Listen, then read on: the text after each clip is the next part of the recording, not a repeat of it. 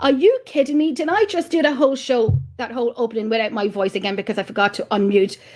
Chris is saying no sound. Should I start again? Hello and welcome to Saturday Night Shadow Whispers in the Night. I'll start again, Chris. I'll start again from the very start. But like I say, we have a fantastic team on with us tonight. They are Paravent paranormal researchers. And I'm going to bring Sharon on because I'm sitting here on my own tonight. Not anymore, you're not. I did that whole opening as usual, and I had my microphone mute. I know, I was listening going, is it my end or is it her end? It's my end. It's literally a tradition at this stage to forget to turn my microphone on. But it's been a long day. How was your day today? Mine was okay. Now, I have to say, yes. No, a nice relaxing day for me today. Now, Jenny didn't do a whole pile. I usually have a nice lazy day on a. I'm going to have it tomorrow, I hope. Yeah, well, I was working last night, so yeah, I'm just glad to get chilled. Right. So we were on call last night. Hello, Miss Chantel. We were. Just for a little while. I'm going to say hi to Chantel, my fabulous best friend all the way from South Africa. Chantel, she doesn't know it yet, but she's coming over to me in December.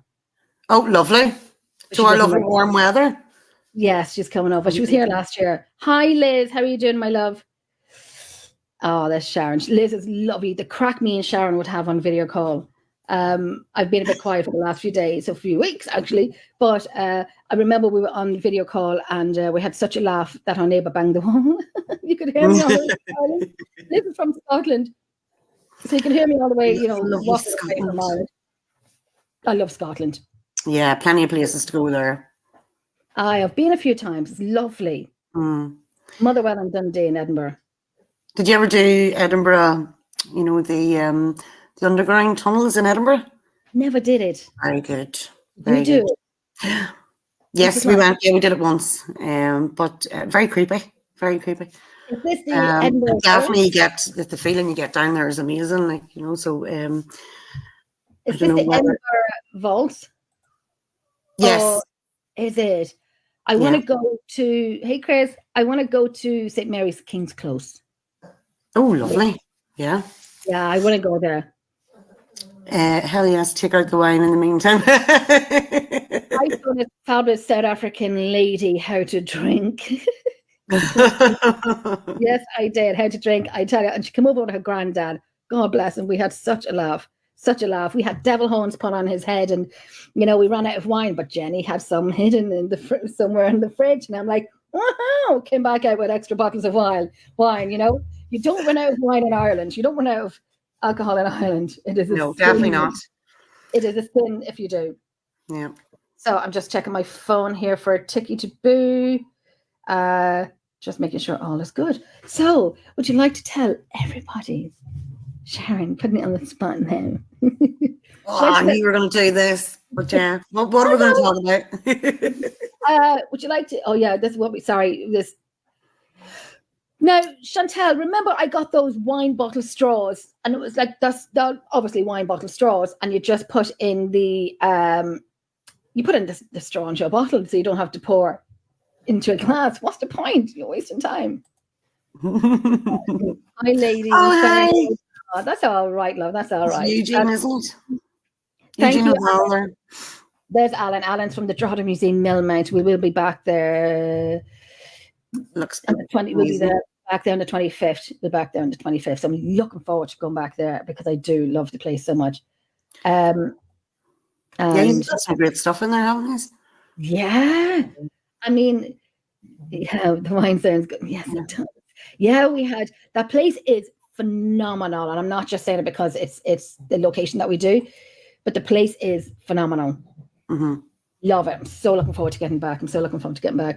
That's what I was referring to, your long straws. I know, I need to get more. Anyway, Sharon, tell us a wee bit about yourself and your team. Right, well, so I am the founder of Paravent, and I have, do you know what? The numbers go up and down all the time, but we have a good few on the team, and a great bunch. You should meet, I think, 3 of them tonight. Now, That's fantastic. one's going to pop up later, and she is holding a Dungeons and Dragon night or something. It's some game thing, and she's going to be dressed up. So don't let that shock you if she comes on all in very strange gear or whatever. But yeah, I'm looking forward to seeing what she looks like myself. So she's going to come on a wee bit later on. So that's doing she would do a lot of things with holistic therapies and things like that. And she's also she's brilliant to go on any sort of paranormal nights and things like that. And then you're going to have Craig and Anthony as well. They're going to pop up and just to say hi and give a bit of detail about their experiences. Both mediums. And they would I'll let them explain for themselves whenever they come on. But yeah, no, so there's a great bunch. Everybody does something different. So like on a night, and number one, we always have great crack. Yeah. And I think the more sort of relaxed you are, and when the crack's going and all that, you do tend to, you're raising the energy there whenever you're on an investigation. So yeah, try and do that. And we were in a brilliant location last week. I don't know if you saw that. It was fantastic. And we have another one coming up now on the 1st of December. And we're going to try and go live with it. So keep saying that, but we are going to try that. That'd be brilliant. We love going live on locations. We love going live. And it's just for people to see, like in America, in the UK, it's just for people to see that, and Chantel in South Africa as well. She popped in a few times. I'd taken her to the museum as well with me. And she, I think she was talking about the parrot that was up in the cage. It was not a real parrot. Polly won a cracker. And then we have a male voice coming in underneath. Mm-hmm. So it's just listen to all that audio and so on. Yeah, and they get to pick up on things then that we might not necessarily hear as well. So yeah, no, it is good. Were you in at the Hellfire Club recently as well? Was yeah. We're still going through the audio. We're going through video footage and whatnot. And I remember I had my body camera on me, and we were leaving. It was 3 a.m. It was torrential rain. This dog is a plonker behind me. He keeps dropping his toys. And I can see him there. He's bonkers. His name is Yogi Bear. He's bonkers. He's a little dote. He's lovely. So yeah, I kept my body camera on. 3 a.m, torrential rain. We were leaving Hellfire Club, and you'll see me pop a hip and pop a knee, and the words of Jesus came to my mouth, because the ground was mucky, and so I slipped. And I watched the video the other night of me slip. No, I didn't fall, unfortunately. Now I won't tell you well, I will tell you. Maybe I don't care. We had a long drive back home to Drogheda and Dublin and so on. And I'm so glad we didn't catch anything on video or audio at this stage, because I forgot to turn my camera off when I was peeing behind a tree. Yes, I did. When you're listening to audio, when you're like, that I forgot to turn that off when I was going for a wee. Yeah. Yes, I totally flop. But you see me struggling. Oh, listen, the days of my squat days are over now. So I need a chair with a hole in it now. So I mean, I'm at that age, it's really bad. But I need to get working on the old squats now, because the knees are not the same as they were like a year. I'm going to say a year ago. I could say 5 years. You need to get somebody with you to give you a pull up, don't you? You'll hear me like, oh Jesus. I'm trying to get up, so Niall can't see me. He's on the team, Louise's husband, and then Louise is there, and I'm like, Louise. I'm trying to kind of say, like, could you help me up? I'm not even going to get into the rest of the story, but you know how it goes. Anyway, but all of a sudden I ended up getting up off the ground. And so much. What was I going to say? The Hellfire. Yeah, so you were saying a bit about the team and that, but how, like, I started. I think when I was very young, I would have seen things. Never could. I was always hard afraid of it. Afraid of anything. I would have seen, an old woman that used to follow me about all the time, and then there was a boy with a top hat, and I used to hear. I would hear things, a lot as well, and I would hear. There was one time I thought I heard like a full war going on outside, like some sort of I could hear swords and shouting and screaming going on outside. It was actually in my great granddad's house, and it was in the bath this time, and I could hear this. So I was awake, like, so you can hear it. Like a DVP. It was, I don't know. Whenever I went in and I said to my great granddad, because I went running into my bathhouse going, oh my God, there's something going on outside. There's people killing each other. And then he told me the story about what happened, the days of the like the red coats and things like that. People were apparently murdered there. So I was hearing something back, that happened, I think, at one point in history. That's what I believe now. So it went from that, and then different times in my life, would have heard and seen different things. So eventually, I had moved into a house in Armagh, and it was very haunted. I couldn't explain what was happening, and it was very frightening. So then Is this the videos that we've seen before? No, not the one in that house. There was pictures taken to get people in to try and we'll come in and we'll cleanse your property, whatever, and do this. But no, nothing seemed to work. So I just said, right.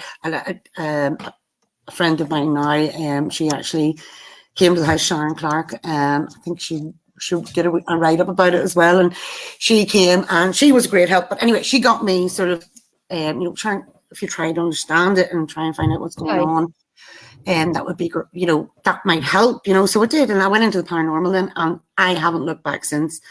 So I am there, and the team is there to go out and try and prove that there is something else out there, that there is, there's stuff going on that we can't explain. And so if we get any sort of evidence, brilliant. That's it. That's it. What do you think about debunking? You have to do it. You have to. Every team has to. I mean, when something happens, like if you get, we always look and say, looking under doors. Could there be a shadow forming there? Could be this? The signs. Usually, we think, right, okay, that's.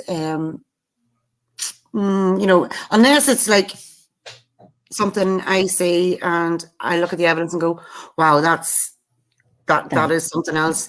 I know people would get the likes of orbs and stuff in photographs and video, and I would be I need to see something really solid in front of me, or hear something that I can research and there's a link, with that to the location. So we tend to debunk a lot of our stuff.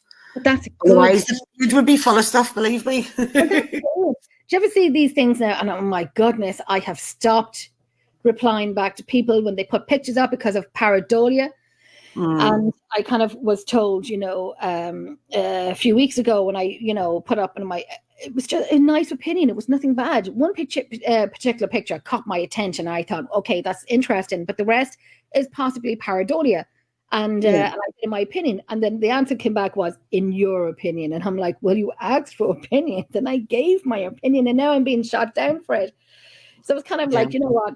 If you think it's something, then it's something. Yeah. But I'm not an expert. I'm not an expert. So I can't, say it's nothing. Yeah.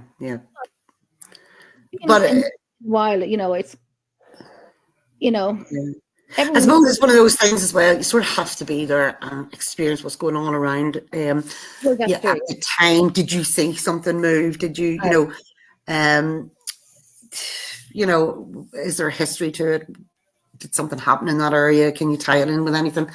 But I think there's a lot of stuff out there, and I have been guilty of that at the start. Every wee thing I saw was like, but now the longer you do it, then you realize, oh no, that's it's not a great picture, which I have to put it up so I can put it up, if that makes sense. If you send it on to me, I'll save it or something like that.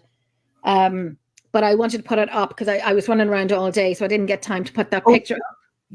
Oh, the one in Leap? Yeah. Or Leap or Lep, whatever. It's the same as Leap or Lep. If you send it on to me, I'll send it via Messenger to you. would you do that so I can save it then and put it up? I'm just going to see if I can get my Facebook up here now because I've been running around all day. You have. I have been running around all day, but I will get it up. When you send it to me, I will get it up. I was going to say something to you and I totally forget. My head's a little bit. Where's the fairies today? Which it was. Oh yeah, send it on to me there now. Last night we were talking about accents and whatnot. Oh yeah. No. Right. Yeah, I was. I remember listening to one of my audios and my friend Aidan now, he used to be on Emerald Island. He does still come out with us sometimes, and he's from just outside of Belfast. And we were in the car one time. We were going over to a private location in Roscommon, and I was saying, over here now. He goes, "See you, marker. You see, yeah, you wee marker. You know, you have now."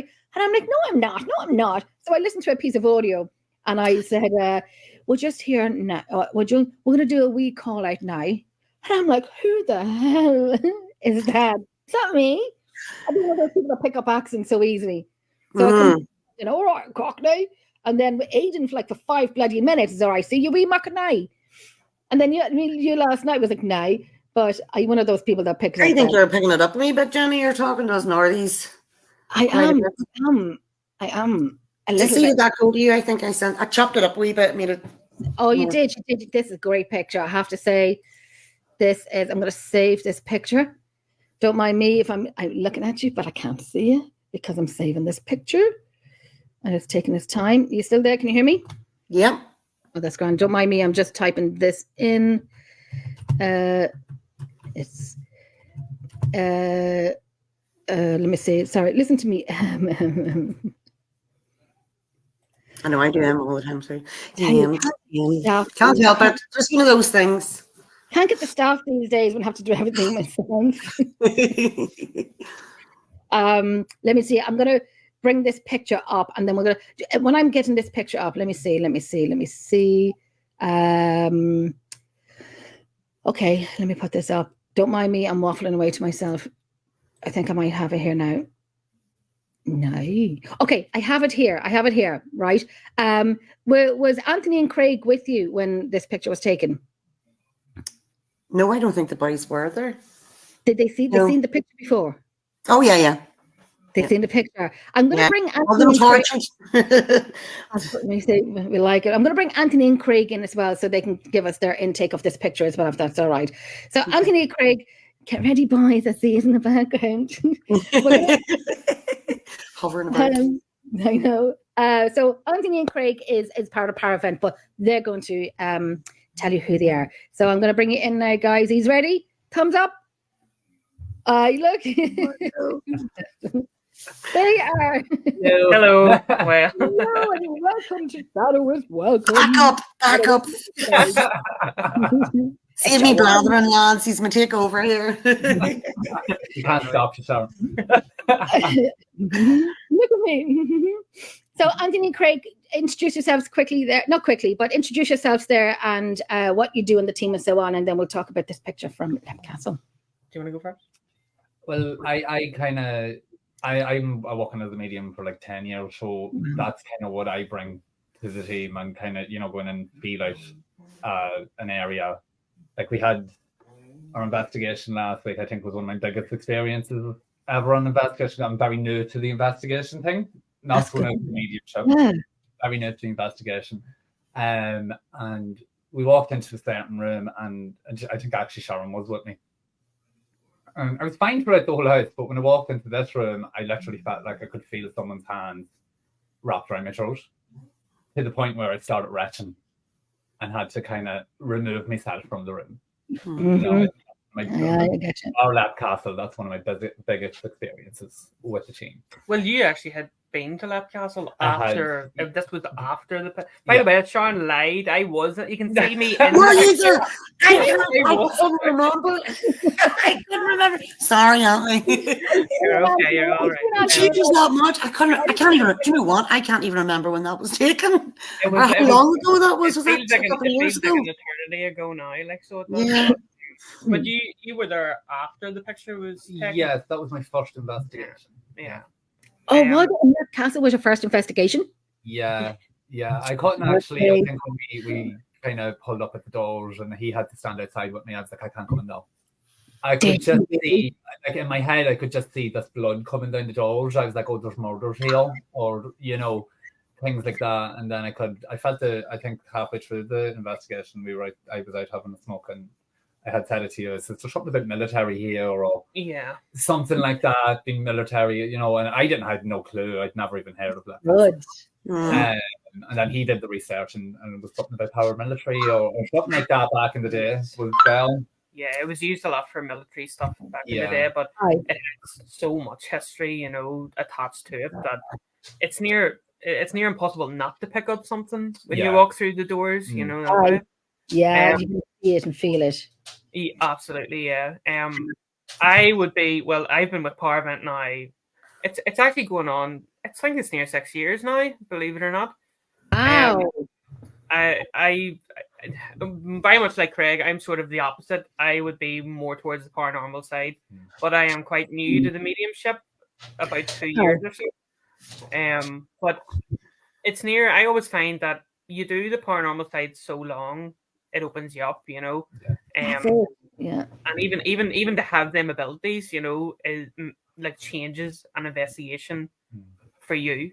Even to feel what they feel, to see things that nobody else can. So yeah, it has been an experience, to say the least. And it's brilliant that you have so many. Like I know at my team we have Louise who feels things. Niall, we love Niall. Niall believes, but he's gung ho with the dissecting of everything. And Louise, I'd be like the blind leading the blind. It's okay, I said so, but it's all right. Come on in, Yeah, I'm like the blind leading the blind. Here we have someone else coming back in here now. You have someone coming into the background. You had a little beep. But I hope it's not my son and he's got a hold of the link or something, because I sent it by accident to him earlier on. See who? Oh no, that's my son. Oh no, don't take him in. Oh no way. She's mad. She's mad. Oh, come on in. Have a wee chat about your mother. So look, I'm like, oh no, don't go into that. So he has gone into it. Okay. If you want to come in, say yes in the comments. He's probably going, what is she at now? That's funny. Oh gosh, what was I saying there now? I think about the fact that they can bring something, everybody has something different. And both the boys are both mediums, but they're so different, and they get a different you get a different element from both of them, and everybody else on the team as well. They all bring their own wee bit, and it's all together. A piece of the puzzle. Yeah. Very much so. I always kind of describe it. I love that you said that. I love that you said that, the pieces of the puzzle, because I always say not everything is written in history. I remember going back to the same location time and time again, and someone would say to me, people are going to get bored if you go back to the same place time and time and time and time again. And there's my girl. There's Lulu. Louise is on. Louise is my right-hand woman on my team. Hi, Louise. Hi. I think she's working tonight. Louise is working tonight, actually. She would have been here, but she's working tonight. Hey, Lulu. It was very funny. Louise sent me a picture today, and I'm like, I know that place, but I just can't put my finger on it. I know the place, but she was telling me where she was, and I was like, I knew that cone in the middle of the road, but I knew there was that tree, and I kind of knew this building or whatever. I was just saying, Louise, I was just saying about when it comes to like the guys are saying they're mediums and investigators as well, and that you would be great at picking up stuff. I would like the blind leading the blind. And Niall sometimes, we all go together, and Niall sometimes, we have a great conversation with Niall. He's a believer. Of course he's a believer, but he wants someone in front of him. He wants someone in front of him. Like we all do. I wish that would happen. That's what we search for, That's what we want. That's the adrenaline, is something to walk out of a room straight in front of you and go hi, even though the likelihood of it is very, very unlikely. But there has been a few times where it's been close enough to that, you know. Well, one in particular, I remember. Oh, hi, Anne-Marie. Hello. There's that's your mommy in keeping a wee eye on you now. I can't escape. I'm never going to be able to escape ever. His mommy's on the team too, so that's quite handy. She keeps a good eye on him. Who's Anthony's mum? Mm-hmm. Oh, is this Anthony's mum here? Yeah, Anne-Marie. Yep. Anne-Marie. What was it you were saying there a minute ago? Because something sort of clicked into my head there. I don't know if it was me or Anthony. Anthony, I think. What did you say, Anthony? Oh God, I can't even remember. I have a head like a sieve. I think it's being on the spot, isn't it? It's like if something, you know, we would strive for something. Oh yeah, you want something to come out in front of you. Yeah. Well, I don't know. I have told people this, and not many people believe it. No, I don't think you were there for this one. It was an old convent. There was an old convent in Derry. So we were there, and this, I'm not joking, I was standing in the hallway, and I said, look, if there's anybody that wants to come through and communicate, you know, just find your way, you know, just let me know. And the next thing, it was just like this came to the side of me, and it was just like, we're watching you, with a female voice, a southern accent. And I just went, it just sounded so cross, you know. And I thought to myself, okay, right. But anyway, as the night progressed, there was a time up on one of the floors, a black figure seemed to be coming from out of the ground up, and it almost looked like tar, but in the shape of a body. And it was like this, and I went, oh, and I thought, no. You know, I don't mind the paranormal, whatever, but if it's a black figure coming out of the ground, I don't know about that. You know, I wouldn't feel safe around that. You know what I mean? We're very brave people, but like, once something like that happens, it's like, you know, where do you go? What do you do there? Like, I know people go, are you mad? You should have, you know, carried on with that. If it's black coming from the ground, listen, I don't go to the bathroom on my own, and that doesn't even have to happen for me not to go to the bathroom on my own and locating. Well, this was black, and it came out of the ground, and I was like, oh, and it felt evil. But we did have at the time we had another medium, and they had said, you know, try, you know, he apologized for scaring you, you know, would you come back and maybe try and communicate or whatever? And I thought, not on your Nelly, a black figure coming out of the ground. Not a chance. Could you imagine the on climbing into bed beside you at night, and you're laying there going, yeah. You know, an attachment is one thing, but a black tarry figure is another. Yeah. Do you like with the colors?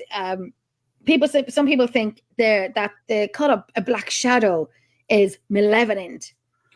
No, I wouldn't think that. I wouldn't think that at all. But it was the demeanor of this thing. It looked angry. You know, maybe it was just. I don't know. I got a bad feeling anyway as soon as I saw this thing. Wow. No. They always say, like, you know, a lot of people use equipment, and some just go old school and pen and paper. And I like the old pen and paper, and a recorder is my go-to. I've got them lined up here, and I was doing audio a little bit. Well, I'm going to lie, I didn't do audio last. I had everything ready to do. And sorry, Louise, I know Louise probably watching then. I was like, sorry, Louise. But I did do some of the video work. I did. And it was great to see. Oh, there's the sun coming in again. That's why I'm looking down at my phone here going, get off that now. He texted the private chat saying, don't mind me, carry on. No way. That's what Pamela's saying here, and I was going to say that as well. Your gut instinct is your sensor, if that makes sense. Yeah. Mine is not working. You know, and the way we would see, I would see them in shadows. Yeah, I would see them in the shadows. I don't think the blackness. I think it's more so. Like I always kind of go back to a particular reading that I did a couple of years ago, and it just so happened. I can't say too much, but it just so happened that the person that brought someone over to the other side with them, I was talking to the person that was the victim, and then I could see the perpetrator, but I wasn't allowed to speak because I could just see him on a lower down than the one I was talking to. And I was kind of, that was a first for me. So I was kind of, what's that all about? You know? And a guy kind of stepped in and was like, no, it's not that, like, I don't go into the whole heaven hell thing. But I just kind of thought, right, they're there for a reason, and I just don't want to. You know, you can kind of nearly feel it when it's malevolent. It's 100%. You kind of get drained, and it's like Harry Potter, really. Do you know when the Dementors come in, you feel like there is no hope, or Sucks you the know, it soul just out kind of of you. sucks that I've happiness. never out of it. watched Harry Potter. I've never watched Harry Potter. Oh my god! Christmas. You That's have to what's watch the Harry pearl. Potter. I will. Now, I'd have it on Christmas in the background when I'm in the kitchen, you know, pottering away with the old Baileys and ice, and you know, doing Christmas dinner, and I'd have it on the background, or I'd probably have Mariah Carey on Michael Bublé on. My favorite Cliff Richard. I said it. Actually, my filter didn't work right there now when I said Cliff Richard, because nobody knows I love Cliff Richard when it comes to Christmas. I do. I love Cliff Richard. Jeez. All the truth's coming out tonight, Jennifer. I love it. I love it. Isn't it? What was it? Christmas time. Oh yeah, getting in the vibe. Did you ever see that picture? And I have to say, I can't even deal with this picture, because I do laugh, but I don't mean to laugh. But hey, if it's funny, and it's not funny, but it is funny at the same time. And I'm trying to correct it, but not correct it. But did you ever see that picture of mistletoe? It's like a toe and three are missing, and there's a glass of wine. Mistletoe and wine.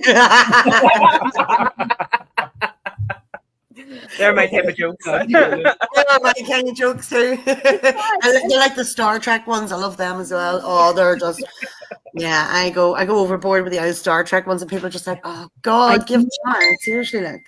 I know. And do you ever see the pictures or the videos? And I think they're bloody hilarious, where somebody's looking at a video that you shouldn't laugh at. But when they do start laughing, and then all of a sudden up pops Jesus behind your back watching you. Did you laugh at this? Did you laugh at that video?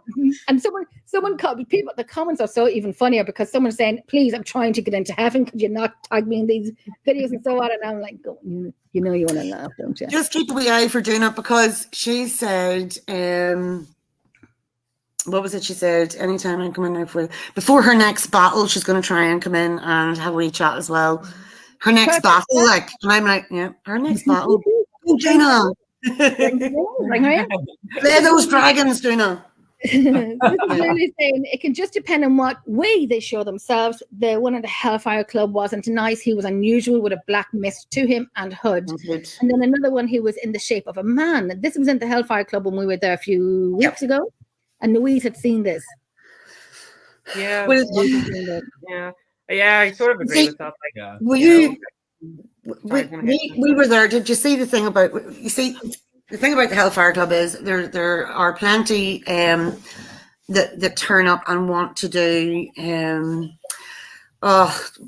whatever they do. I don't know, but see, when you're saying about the black hood and the cloak up, there was I think it was 13 turned up one night when we were there, all hooded.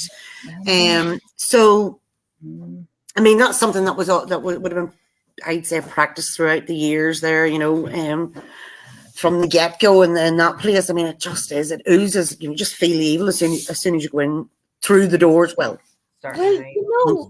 what do you think of the back? Anthony Craig, have you been in the Hellfire Club? yes. I haven't. You haven't. Well, what do you think, Anthony and Sharon, the back room that nobody likes? Is that the one? Smaller room. You go down to it, or yeah, the flight, and it's the room in front of you when you walk in the door, and you go. Yes. That's where we got. We kept being told to leave, and then it said 13, wasn't it? Yeah, it was. Yeah. And then the next they're walking around us, like the stones moving That's behind. my favorite room. That's my favorite room. Is it? That's your favorite room? Yeah, I know. I'm going to say a little horny. I'm a little bit. Yeah, me too. That's my favorite room. Why would that be your favorite? That is do you not get a feeling of like you're vulnerable in that room? No. No, it's not great. But I was there one time with a fantastic team, ACG from Chicago, and I'm calling out questions. Like I said to Anthony Craig earlier, I'm the one that would say those questions that you probably shouldn't, but probably come and bite me in the arse in the end.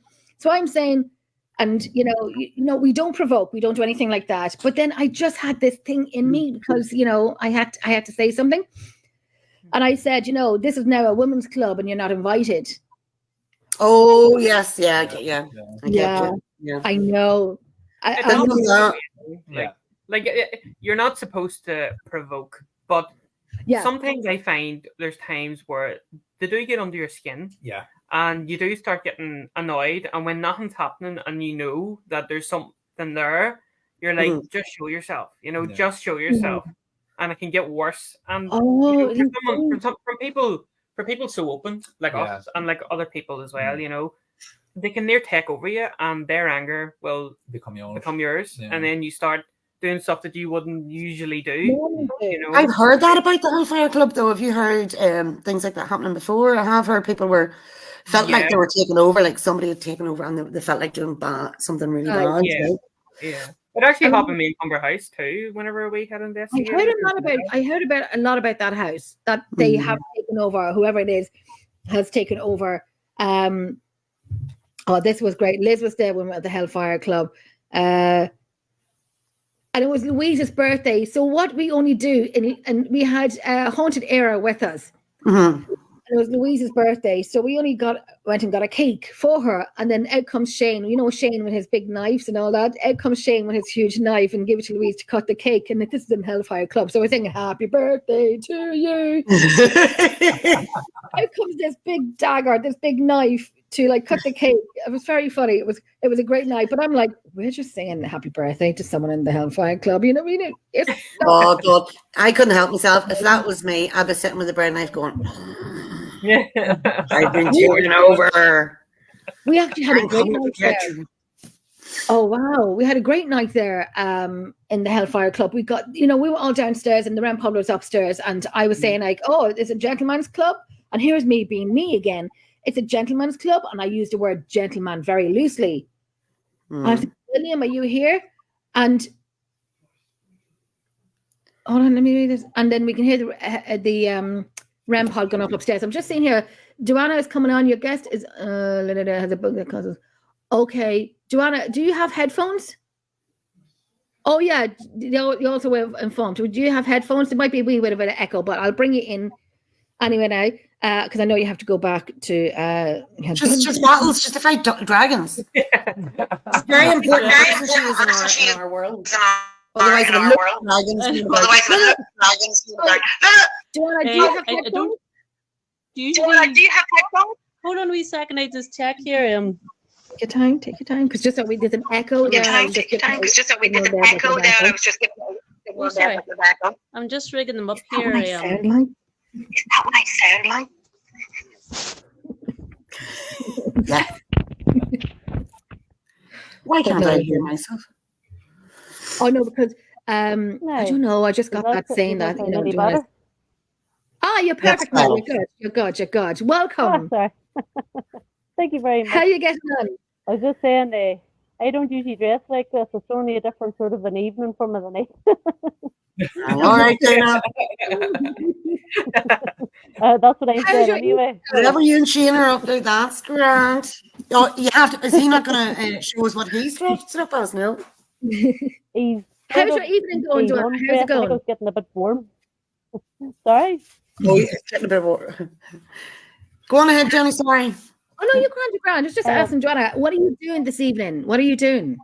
Oh, we're just gathering up my brothers and myself, my partner. We're together once a month, and we'll play Dungeons and Dragons. We'll hire in a professional dungeon master, and we'll have the crack.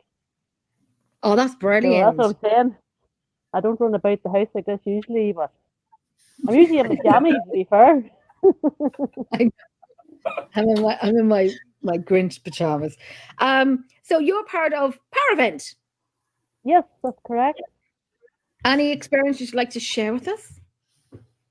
Well, it's been very interesting. There's been a lot of things to put my finger in anything. I think I'm just on the spot here trying to think. Yeah, because I had said to Dana, she could, if she said like we would use it. Dana is well. The three here all would do tarot as well. But do you remember we had a very interesting sort of experiment that we did? We used the tarot in the house, not the last one, the one before it. to see, did we get anything through that way? And it was very good. So Duna can then explain like how she would use tarot in an sort of an investigation.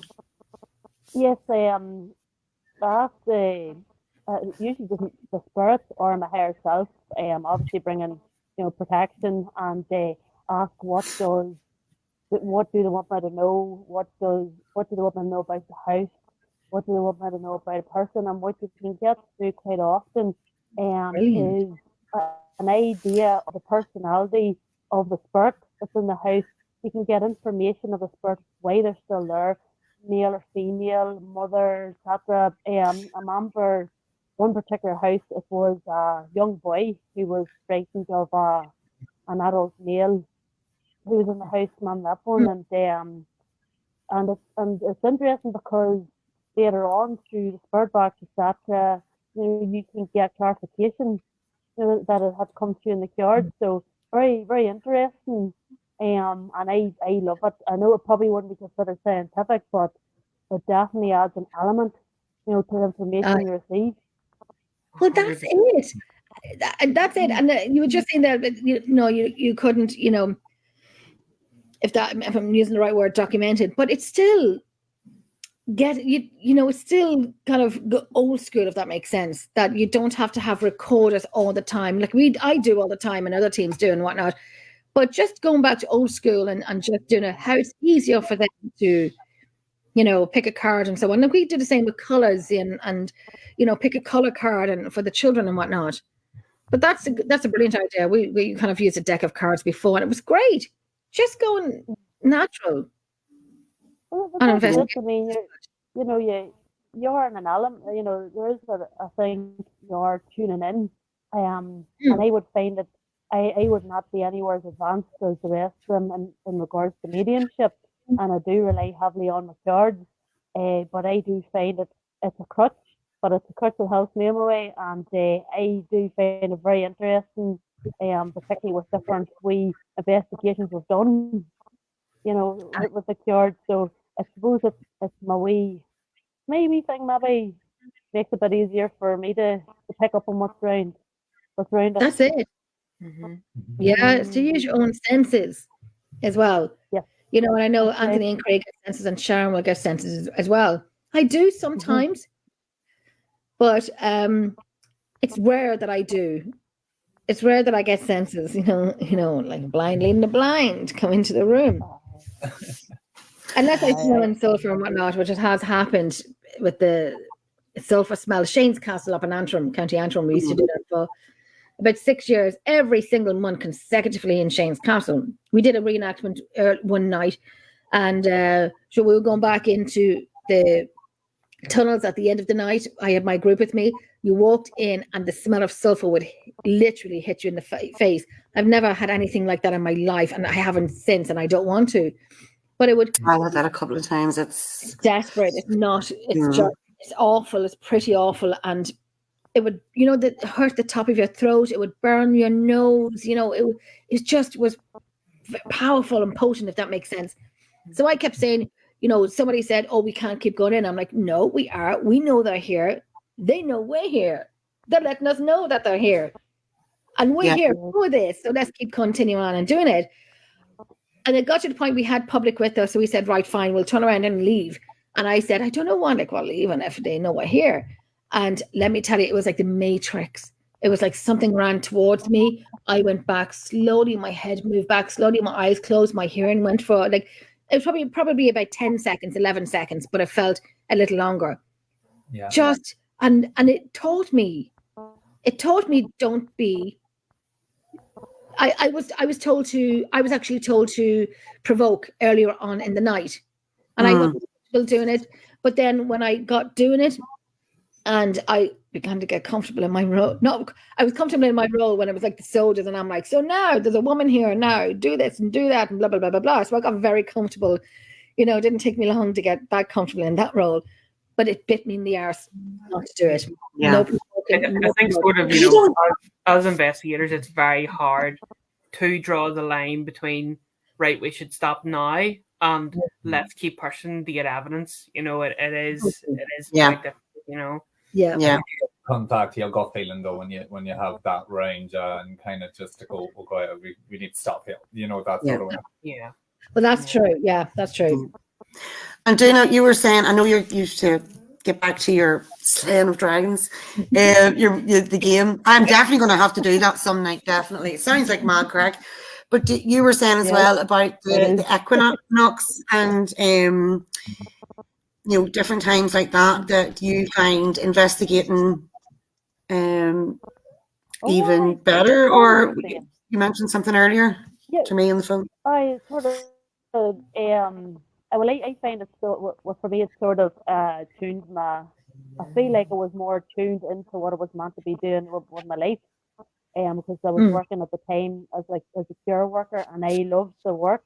I worked in a nursing home, but I worked a lot of hours, and I wasn't having time for family, etc. And I went to Loughcrew and Meath, a very, very ancient ground. I'm sure a lot of you know about it. Kieran Pease aligned with the equinox, which we're going to sometime very soon. That's it. Yep, and it is amazing. And I had a good weekend there. And the Monday morning, for some reason, I couldn't go to work. Couldn't physically go to work. I was emotional. I just felt like it was an emotional block where I couldn't push through this. And I actually had to go to my doctor, who told me I was stressed, needed 6 weeks off. I didn't think I was stressed, but I was definitely stressed that morning. And when I looked back a long time later, I never went back to work as a care worker. I started studying reflexology the very evening I got that sick note. And now I'm running my own complementary and holistic business. And I have talked to other people who have similar things happen to them where they just can't do anything. And it's almost like their life has been forced into alignment against their consciousness, maybe against their understanding. And I definitely think the equinox, when you tune in till times, and I do feel there's something spiritual about them, but I do feel if you tune into them, it is for your betterment. You know, but that's my understanding. I've experienced a few things on it. Aye. And also that's your dog snoring. I heard that. That's my dog snoring. He's terrible. He's a pug. And he's snoring like mad. Sorry, Dana, it's my dog. My dog is doing the same. My chihuahua is doing the same. I just want to ask a quick question. Does anybody know Ryan Farrell? No? Yes, I know Ryan. Oh, you do, you do. Sarah, oh no, that's my son's mate. Oh no, what's he doing? Oh God. Is Aaron Keenan I didn't know if somebody that is one Bissaka into the pain. Ryan Farrell, get off. I didn't know if someone was kind of like, you know. Oh no. I'm gonna have to go and shout at him, tell him to stop putting his mates on this thing. Oh God. Right. Mommy, I do apologize. Just delete them if you don't know them. It's probably my son. Come on in for fun, I'm joking. Come on in for fun. That's what he is. Get off that now. Are they upstairs? Yeah. Are they? That's bloody hilarious. No, he's upstairs, but he's on a group chat with his mates at PlayStation. So he's probably telling them, "Oh, go on this link and torture my mother." That's funny because I didn't know who it was, and I thought it was just kind of like. I don't know who Facebook user is, but I had the same experience in Cumber House. I felt so angry there and knew it wasn't my anger. I don't know who Facebook user is, but if you want to say your name, we can say hi to you. But and I heard a lot about Cumber House. Yeah. Want to go up to it at some point after Christmas and the New Year? We'll go up to it. There's a huge mix, I think, of spirits there. You know, one particular not very nice one, but the rest aren't as bad as.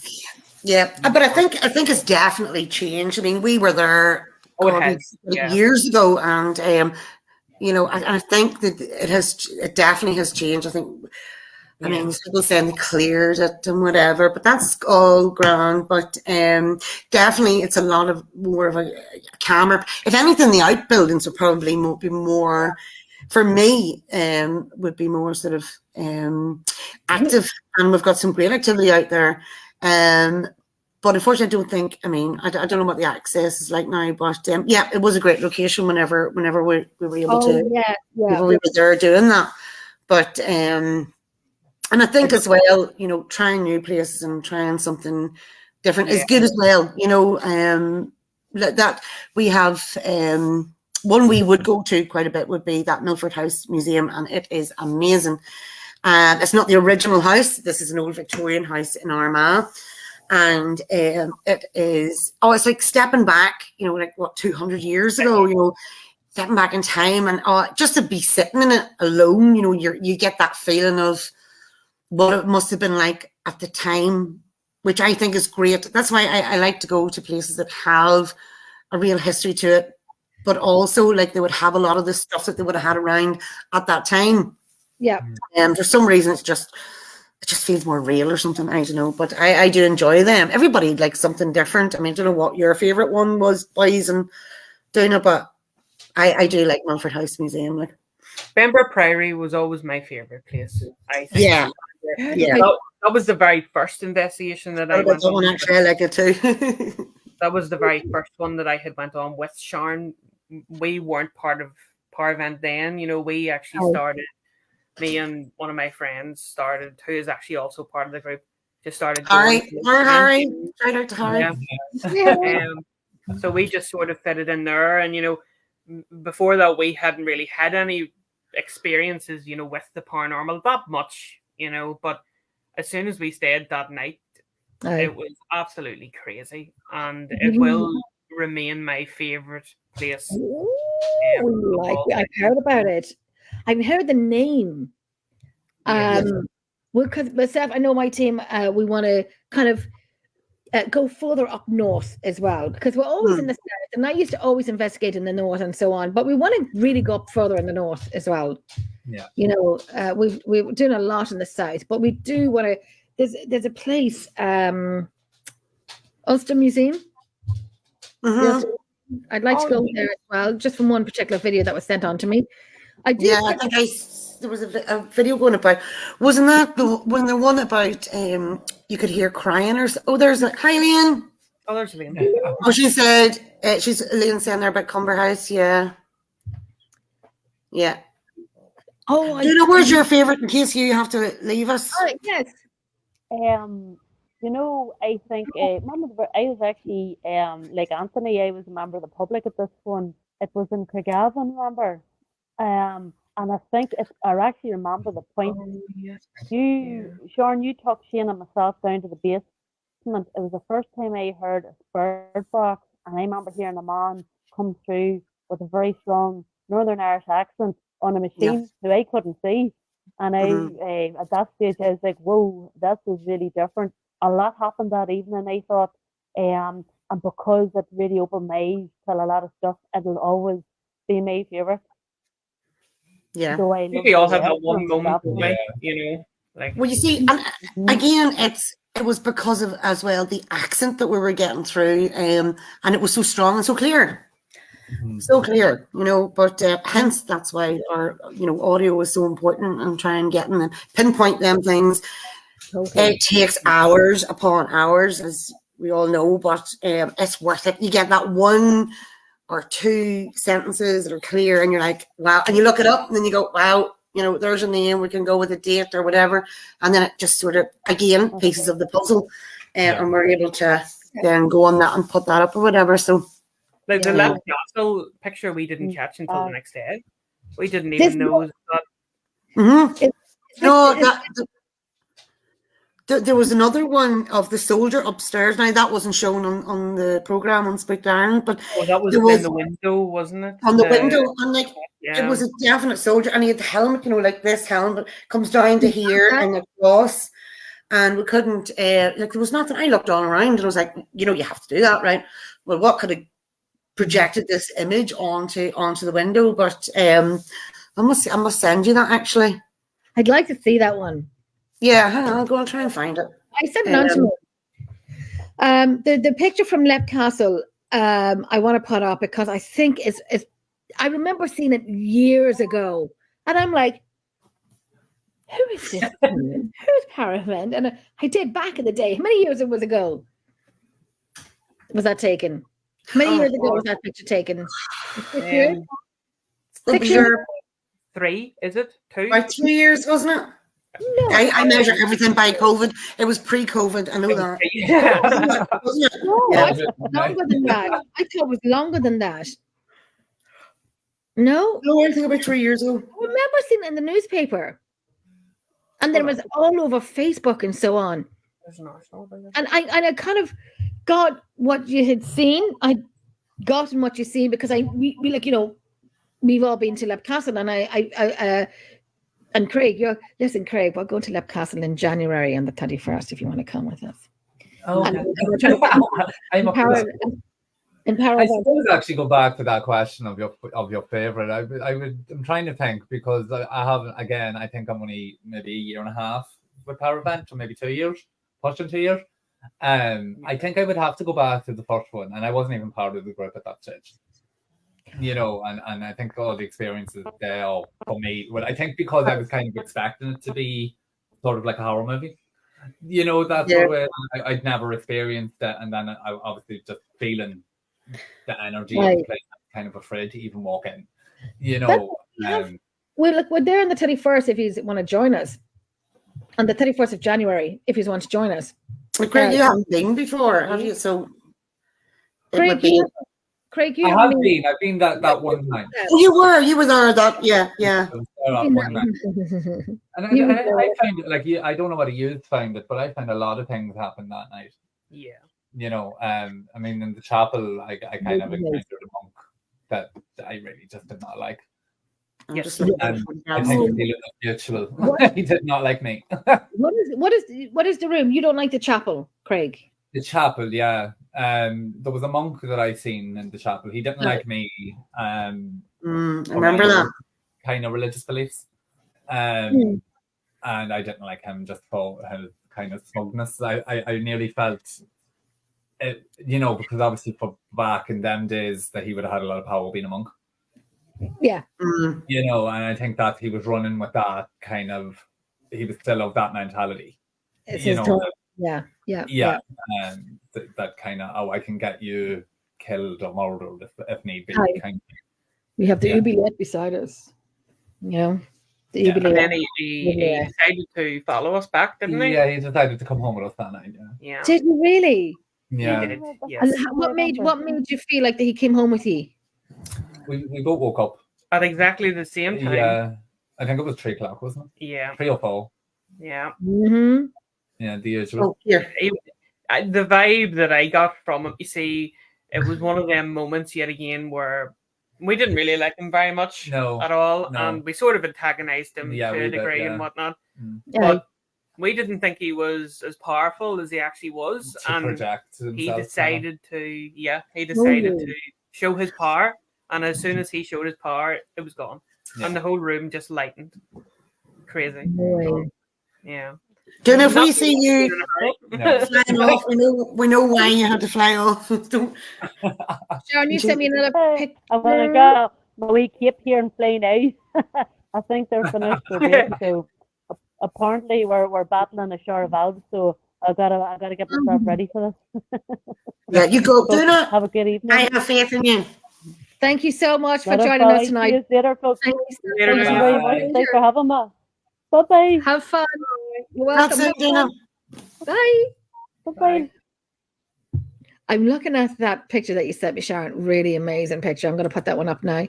Which one? The second one? Yeah, I'm going to put the first one up now in a second. I'm just Okay. doing this here. Let me just do it. Jennifer, sorry, don't mind me. Talk among yourselves. Sorry. Okay, we'll do that. Sorry. Okay. Anthony, what's your room in Lep Castle that you don't feel comfortable in? For me, it's definitely the sort of halfway mid room with the long table in the Banquet, center, yeah. the banquet sort of Mm. room with the Banquet elemental room. is room. Yeah. Oh, why don't you like that room? That's my Well, room that I I sort of got taken over, Yeah. so to speak, yeah. by something, and I didn't really like its energy, so because it was sort of I got very- you. Yeah. I sort of, to put it quite plainly, I sat at the very top of the table, and I was just sitting sort of tapping the table, and I sort of wanted to basically like kill everyone right at the table. Wow. It was Well, there's just- that thing again of the evil. yeah, it was mad, and you know, acting on to you. yeah, 100%. Yeah. You know, them guys will say it too. You know, like Craig I said, did, yeah. you just saw the whole demeanor of me just Yeah. change. Wow.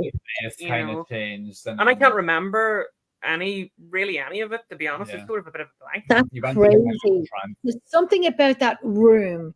There's something about the green room in the back of it on the first floor. You know, the glass house. Oh, the Yeah. big greenhouse, yes. I just think Yeah. it's all so cool. I love the place. I don't see that Val or Eugene. We love that room. Yeah. I actually get a good feeling in that room, but I don't know if that's because that was mine. I'm not sure why it said Facebook either. I don't know who Facebook. I get a good feeling, but I think it's a very heavy female In- presence. of it. Yeah, I think so. I would have got very, you know, like I think there is a I reason. felt a female in. I would have felt a female in the room rather than, you know, like The something. butler. Yeah, well, in that room. He's on the first Yeah. floor. The whole elemental thing, though, because like there's been a lot of reports that this elemental is you know, evil or malevolent, and mm, if you actually look into what an elemental is, it's the spirit of nature. You know, Hmm. so I have my qualms with that, and I think it's not an elemental; it's something else. I'm You with know? you on that. It I'm with definitely you. is an elemental because I like totally am with you. they don't have human wants or needs, or you know, that sort of way. So I Mhm. don't think they have motives as I such. totally, I got you on that. I want to put up the picture that the famous picture that I bloody love from Leap Castle. It's been on the show Spooked Ireland. It's this one here. Yeah. Yeah. This here, I mean, I should have shared the screen, but this is the picture that Paravent had taken on the night that they were in Leap Castle. Do you want to explain a wee bit about it?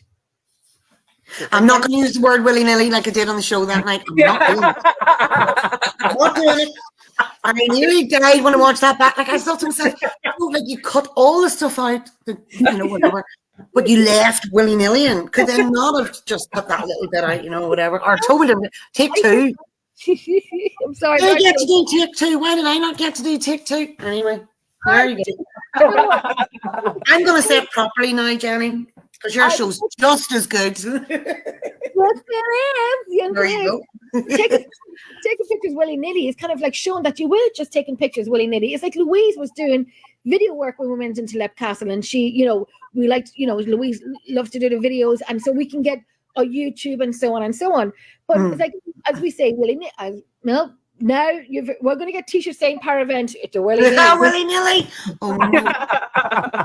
Well, I have got some slagging about that in my hometown, believe me. Everywhere I go, oh, there's willy-nilly. You're a willy-nilly. I'm like, oh, jeez. Anyway, yeah, no, I was randomly. I do take a lot of pictures. I just love taking pictures. And you never know what you might get or capture, you know. I've had different things in the past, and we've seen things in them that should not have been there. So from that, and I've always told my kids as well, you know, if you're feeling a wee bit, or, you know, if you think there's something there in your room, you take a picture, or, you know, just put record on your phone or something. My daughter had a couple of experiences, and she did that. She did just that. Now she was frightened. The life was frightened out of her, but that was terrifying. I will say that was terrifying. What I seen, it was the terrifying. piano. Yeah. And her hair as well. It was Yeah, terrifying. her hair was moving. Like the elemental. I met him twice.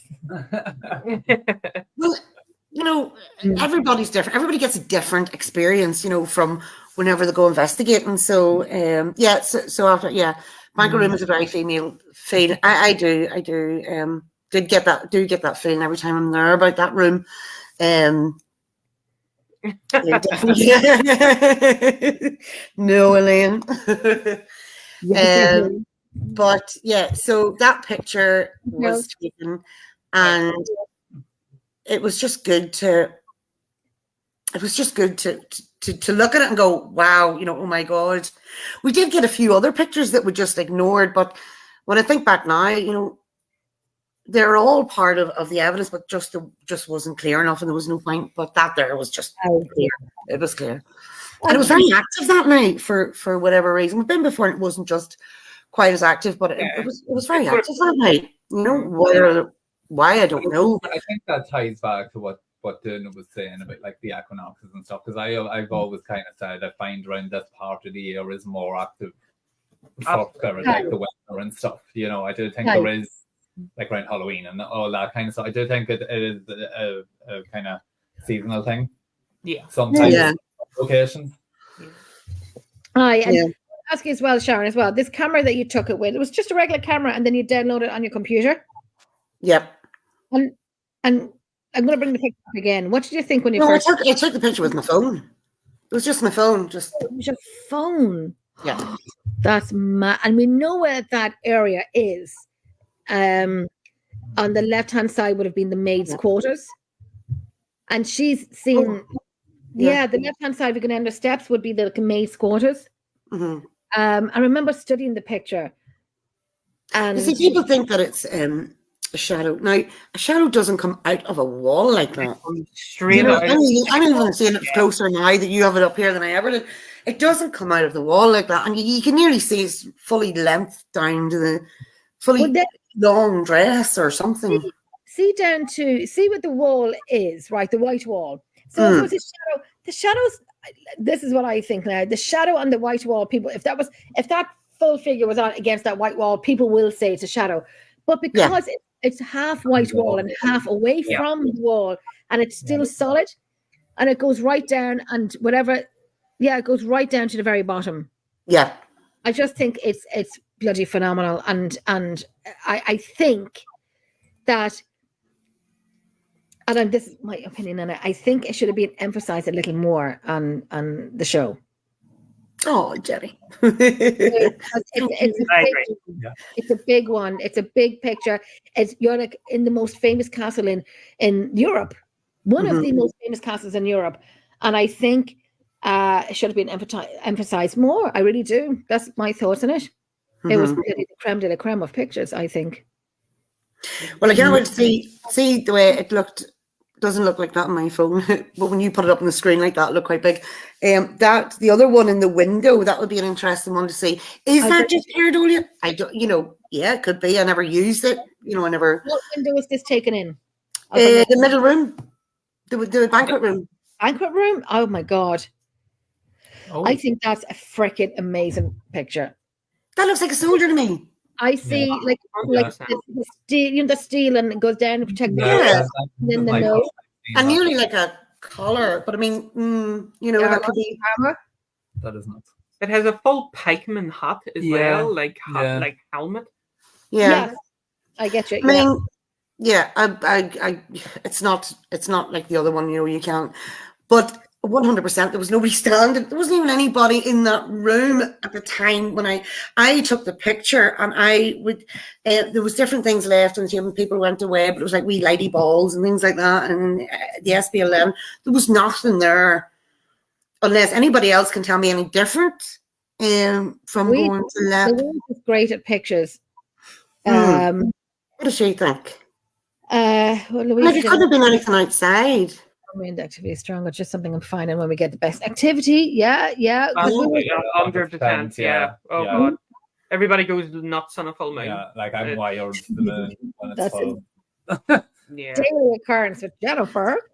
Jenny, I am going to send you a photograph, okay? And I just would like everybody's opinion on this one as well.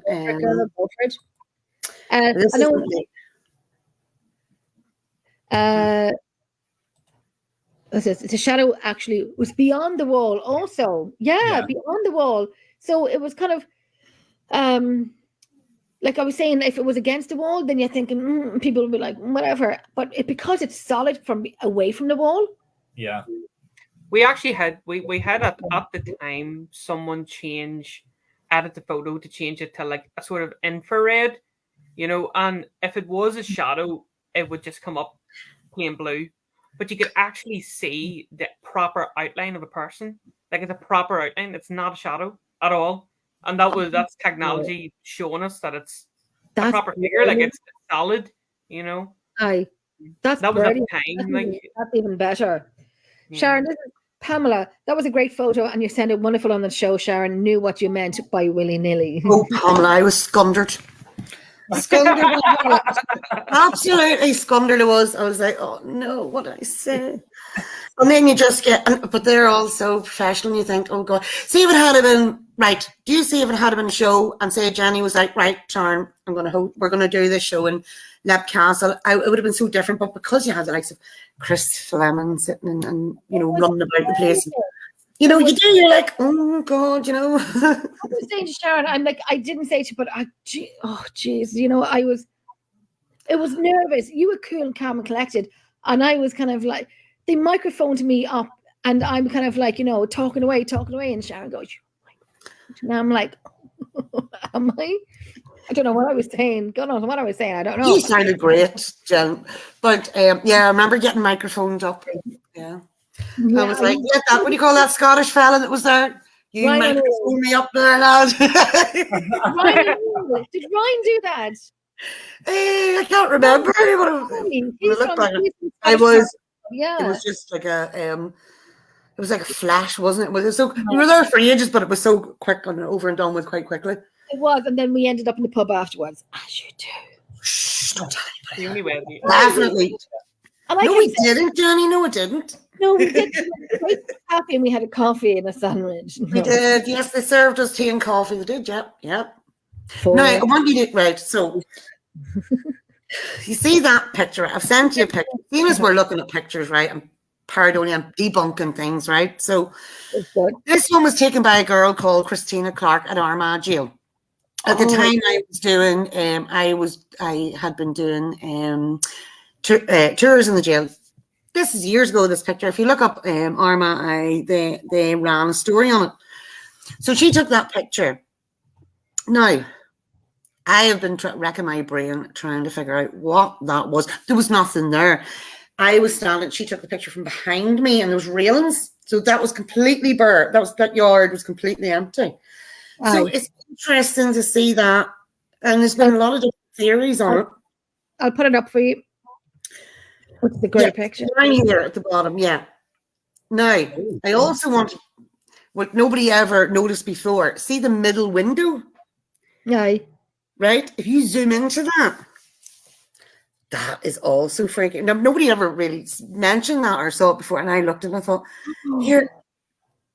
Do you see what I see? I remember you sending me this picture before. Yeah. You zoom into that, I tell you what. And now there was nothing in that window. Nothing. Yeah. The window was completely clear, but that looked like it was actually looking out the window, and I was thinking, that's interesting. Can you see it, Anthony and Craig? Yeah, I can. It sort of looks like it's a figure, isn't it? It looks like a man, sort of almost up in the window. Yeah. Right. See, I see like horns, goat horns. Oh, I see. Oh, I get what you're saying. Yeah, I get what you're saying. Yeah. So I don't know, but there was definitely nothing. That window was clear. There's definitely something, though. Yeah. Like, there's definitely something. That's it. Keep it up for in a few more seconds. If anybody want to screenshot that and then zoom in on your phones or whatever you're using, screenshot. Put the picture up again after the show on Paravent page and Emerald Isle page and Shadow Whisper. But that's a wee bit.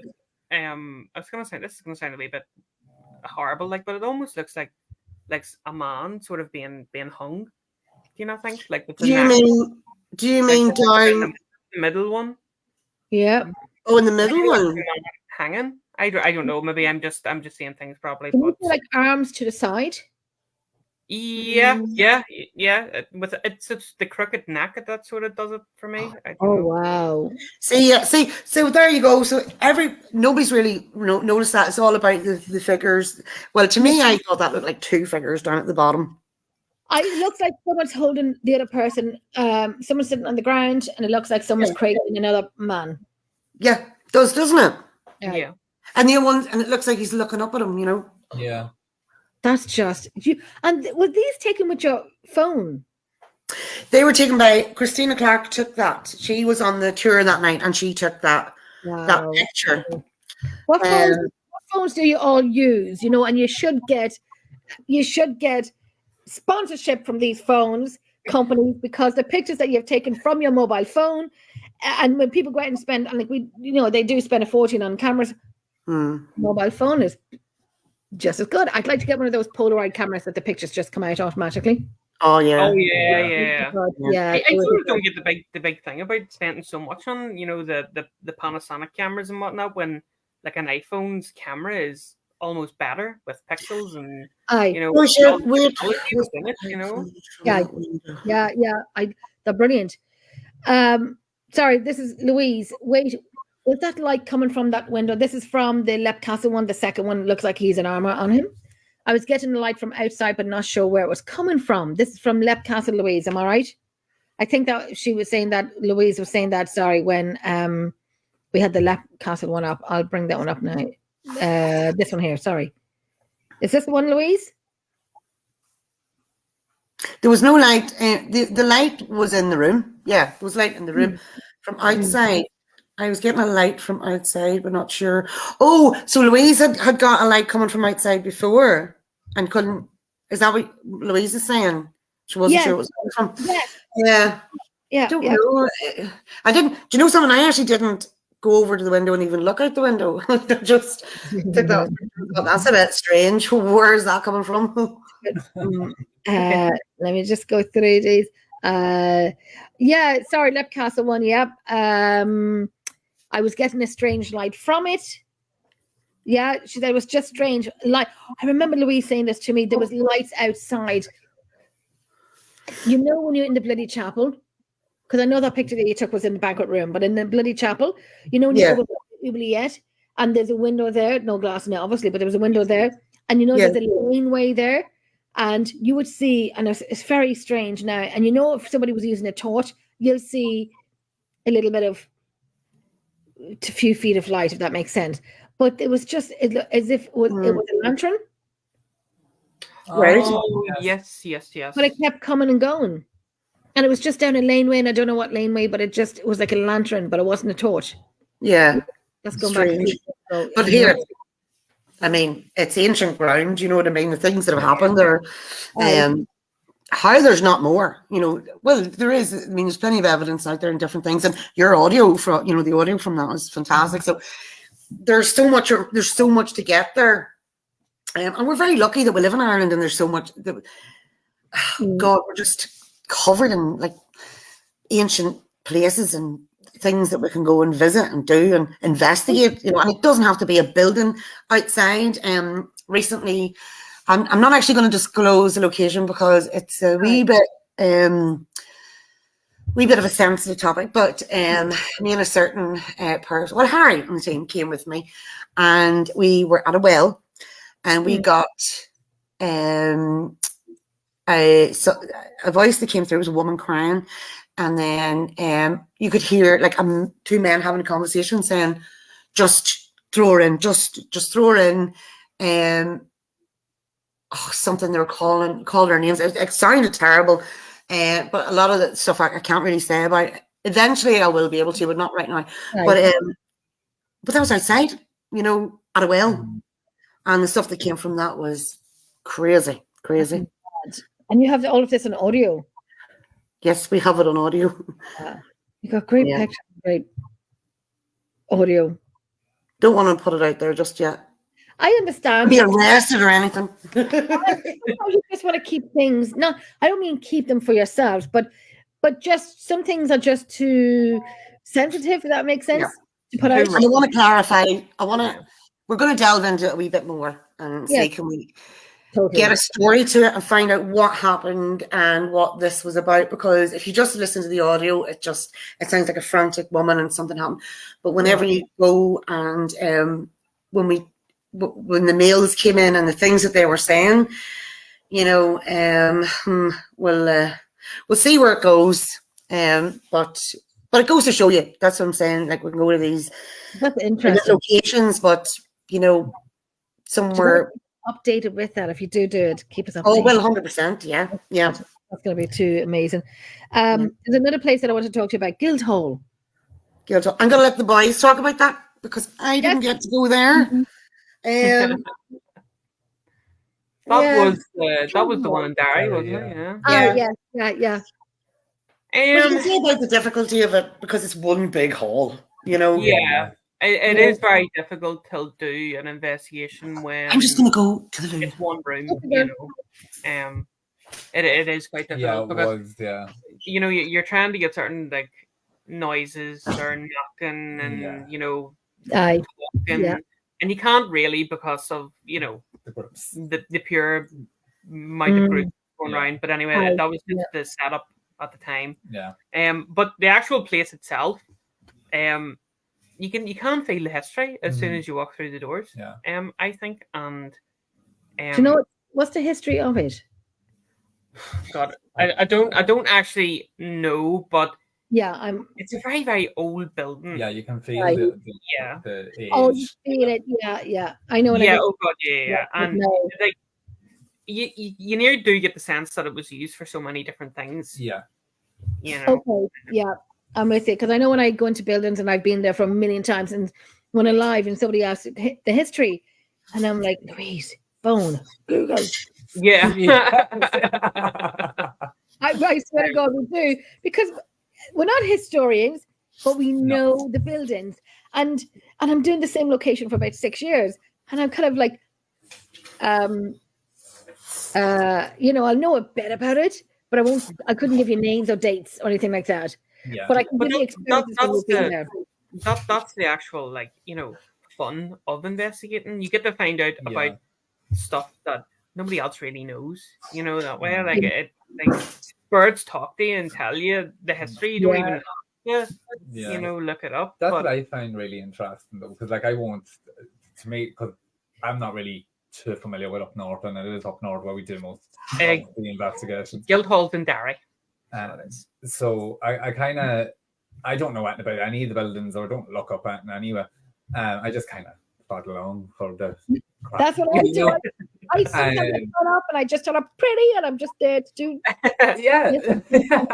But you kind of end up saying something, or someone else feels something and says it, and then you go and do the research, and then it does blow you away when you kind of hit the nail on the head with certain things, and you're like, oh my God, no. Totally. You know? That's like I know Alan from the museum would laugh at me sometimes, I swear to God, because I do this thing where names will pop into my head. People say, you know, Louise will feel things. I get names in my head, and I haven't, like, now. So you're clairaudient. Well, I don't know, and I don't like to put a name on it because I don't want to put myself in. And no, not that I don't want to put a name to it. I'm just kind of like, me? Who, me? No. Yeah. No, there is a lot of that. Like I was saying, you know, like I think whenever you do the investigating for so long, you do open yourself up. Yeah, I was going to say that the longer you do it, the more open you get. So you took the word out. 100%, you know, and people who, you know, would never have got anything, you know, like that will suddenly start to get names or to think certain things or to see images in their head, you know, and they're like, what the hell? You know, that way, like, where is this coming from? But that's it. You need to trust it too, you know. That's it. I know when myself and Louise and Niall went, sorry, Craig, when myself and Louise and Niall went over to London, we met up with a friend that has been on the show a few times, Russell Edwards. He is the author of Naming Jack the Ripper. So we went up to London for a fantastic weekend. It was brilliant. We were in the heart of London, and we went on this tour around. He gave us a tour, and we did live in it. The signal was rough, but we still did live. But Louise, I tell you, that girl, she could see a shadow, and she said it to Russell near the end of the night, almost near the end of the night, and he goes, "Where?" And I can't remember where Louise said, but she said where. She said it was. She's seen it. And he goes, that's been said before, you know, there's a shadow there. When it comes to name, my dog is snoring now. When it comes to name, when we're doing a live investigation, and Louise was doing the SS method, we love the SS method, and Louise was doing that, and I'm standing, I'm standing at, you know, at the one side of the room. There's only like 4 people in the room, and me being me, and I have it on audio, me being me was like, for some reason, you know, and I always believe in, if you think it's stupid, say it. 100%. Yeah. That is, Say it. yeah, No matter what, say it, document it from coming from your mouth, yeah. and we'll have it. And if you got video footage or sound, we have it documented saying we feel this, we heard this, and so on. So I was saying, like, you know, I wasn't like, is there an XYZ here? I was kind of like, I'm getting a Maureen, but I have no idea why. Maybe it's nothing. Maybe it's nothing. And then Alan said to me, look what you're standing beside. And I'm like, it's the Jim Gary, the cabinet. And I'm like, yeah. He goes, Maureen was his second wife. And you'll hear me in the audio going, Yeah, so I'm like, exactly. you do. I'll say I'm crazy, but I'm not. You know, it does happen. It does happen. You know, and I'd be sitting there. Is there a Patricia here? Is there a Maureen? And this is all in one sentence. Patricia. And I've gotten a few names right now with the little girl and her name and the sense of light. We were all outside of the museum, and the sense of light would have been about 60 feet away from us. But we can see it through the glass doors. Well, they're outside having a cigarette and so on, and we could see through the glass doors. And I'm like, here we go again. We have another name coming to Jenny's mind. And they're all like, you know, they'd be sitting there like, oh, Jenny. There's one name that I have in the museum, and she hasn't come through yet. And I said, but I have this strong urge in my chest. She is here, but she's just not saying yet. So I was saying, is your name Helen? And the light went off 60 feet down, and I'm like, I'm going home. There you go. Yeah. Definitely, like you know, and it's good to have, you know, the like sensey part of investigating. Yeah, 100%, yeah. But I always believe that your biggest tool is your senses. Yeah. You know, and that is how you feel everything. You know. That's your spinies. That's your senses. Like it's kind of what, you know, when you see kind of mediums starting out or newer mediums and stuff. And I think that's what the struggle with is, right, I'm getting this, but I'm not going to say it. I'm questioning myself.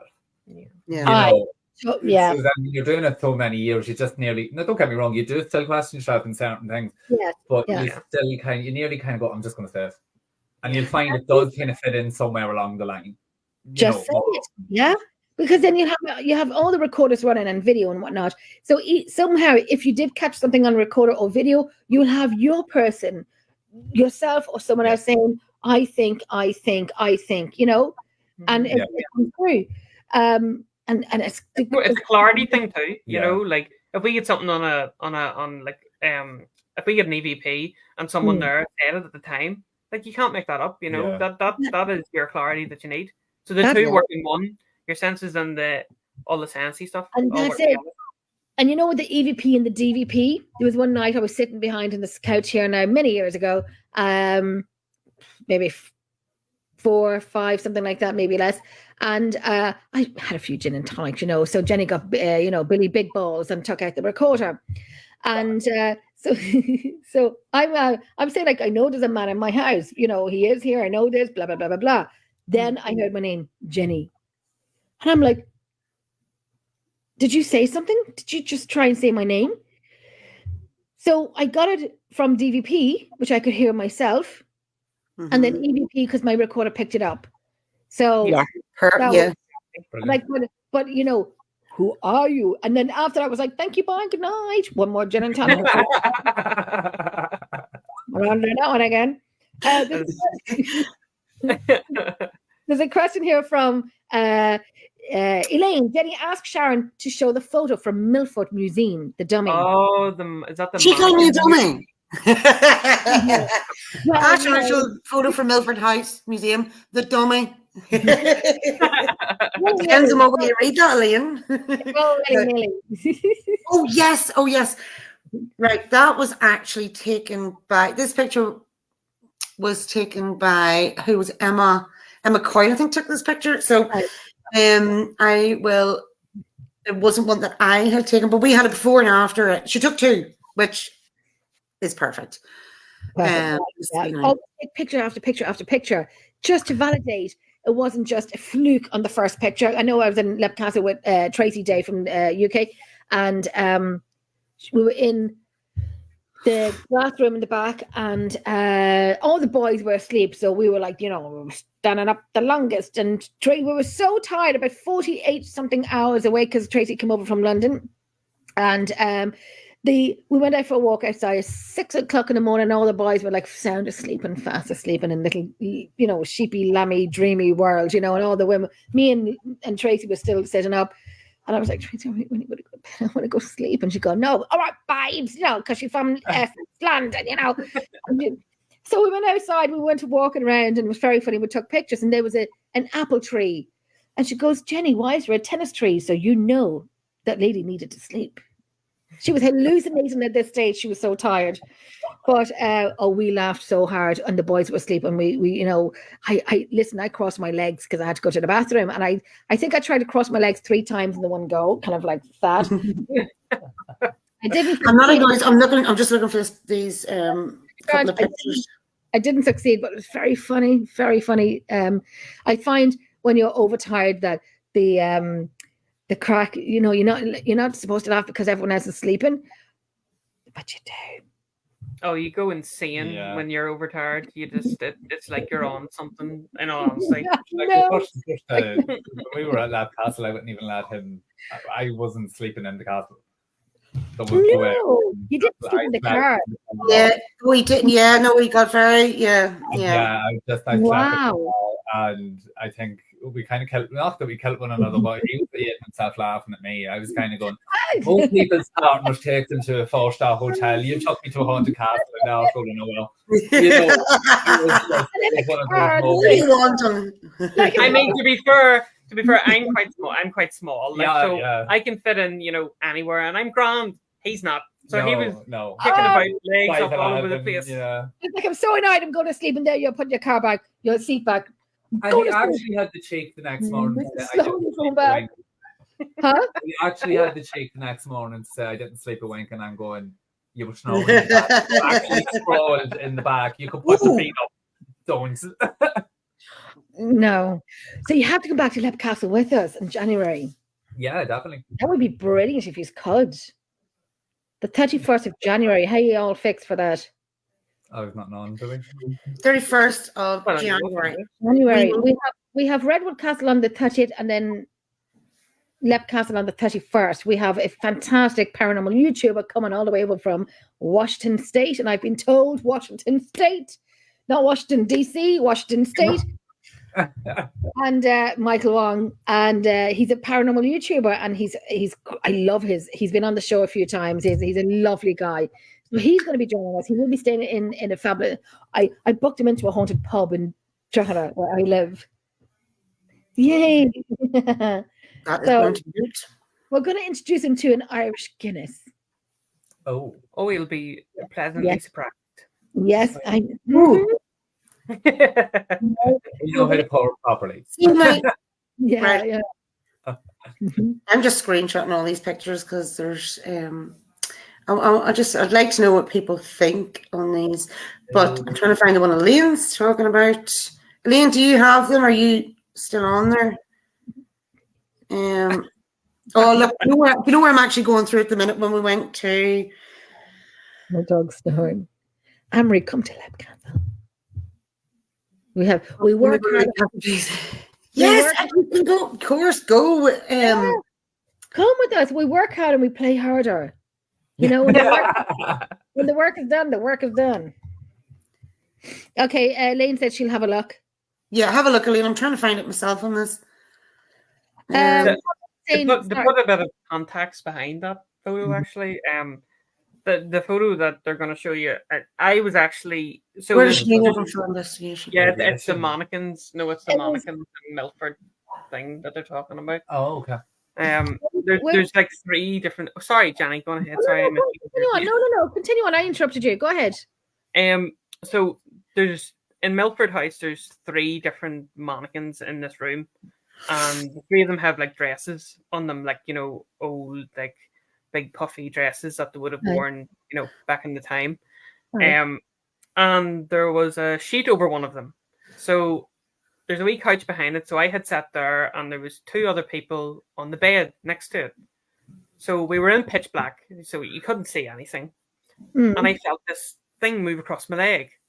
And I was like, I sort of froze, because like it was like somebody had touched me. I was like, oh God. So I put on the torch, and the moment that I put on the torch, I could see the sheet that was over the mannequin had went the whole way back. No, and no, And and it was, the sheet itself was still moving, like as if someone had just I have found the picture. across. And I was like, oh, good God. And that was Don't one you of wanna them get the get one? me out of here moments. I would be out. I always check every time I go to a location. I always check to see how high it is from the window. Oh, absolutely. You have to, you know. We like- need to have a get out clause first. We need to I have. mean, Yeah, I'll take a broken leg yeah. any day. You know what I mean? Yeah. Fine. Listen, I remember being in Lep Castle and I had 2 or 3 people with me, and we were on the second, you know, those arched windows, you know, on the second floor. Oh, yes. And we were up there, and then 2 of them had left. There's only 3 of us, and 2 of them had left to go to down. You know, one person was showing another person around the place and so on. And I'm like, come back. And I'm like, oh, come back. And then they were turning into little dots because they were going so far away. And I'm like, come back. And I stopped and I turned around and oh my God, I'm not Lep Castle, I'm in the Hellfire Club by myself. And I'm like, I'm really nice, you know. And I'm looking over the window to see, you know, how many bones could I break jumping out this window? Because I'm not kidding you. I would have been like, you know, I could have gone down the stairs, but, you know, I would have been that if I went down the stairs, I would have frozen. And if they came in, they would have seen me on the second flight of stairs in the fetal position, sucking my thumb in the corner. So, you know, I am brave, but I ain't stupid, you know. Been there, done that. Right, Jenny. Just Yes, you got Anthony, it? see when you said about that you were there and you felt it, you're in the picture. I So know. the first one I've sent to you there, Jenny, right? So that's the before. Which one is this? I sent you a picture there of this dress, right? And there was a long thing covering it. I think it was to keep it whatever. But then, Anthony, all of a sudden this happened, right? Now you can see it moving. There's nobody around it and it's moving up. I ain't At there, first, no. it was my leg. That's why I thought someone had touched me. But then when I turned on the light, You're in front of the sack. You're in front of it when it actually has lifted. yeah, that's when I went to pick up the torch to see it, because when I turned on my own torch, it was moving in front of me. I was like, did that Yeah. move? So See, Jenny, I sent Jenny the pictures there of that. I'm going to stick it up here now. You can see it like right. So that's the first one. Obviously, the shadow is not Darth Vader. It is just a shadow of that figure, right? Did you send me 2? Yep, the one where it's actually you can see it like moving. Okay, let me. Oh, shut the frick up. Now that's Anthony in front, and No. he felt it. He felt Hold it on. moving. This one is. Hold on, give me 1 second. That one is a. Ryan Farrell was on this, Aaron Keenan. I'm having to go with my son. He's just appeared here. Come on, the show. Come on. Come on, say hi. You made your appearances earlier. This is my son. Who, Where's the camera? Ah, well. Yeah. Why is that like? You actually should be here. Why is it? It's so weird that it's like that. Well, what is that? Talking about? we're talking about the paranormal, Aaron. Oh, you are. We are, yes. Oh, Yes, we are. This is the first picture, right? Yeah. So what do you say? So this is. This is bloody, I have to say, I mean, like, geez Louise, this is the second picture. yeah, God. It that's actually me has Anthony. absolutely having a heart attack there. Yeah. he was ready to go for it. We can hear him. No, Yeah, that's, crazy. Is that lifting the sheet up? yeah. Do you know what I'm gonna say?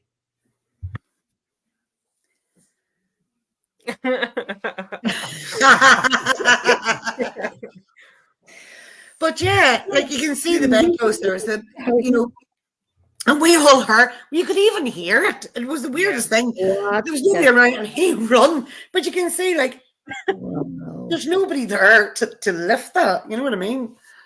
That's So that was just definitely Crazy. that is just I'm gonna do those pictures again because when I do that, you know, Jennifer's having a moment.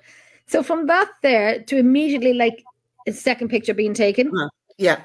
to that and we're at me having heart failure. Yeah. Oh god, yeah. I No. thought someone was trying to feel me up initially, and I was getting all excited. Wishful thinking there now. I am. That sounds like a hell no. I mean, no. It was a very active night, though. Like from the start. So Again, it's one of those things. It's some nights it's.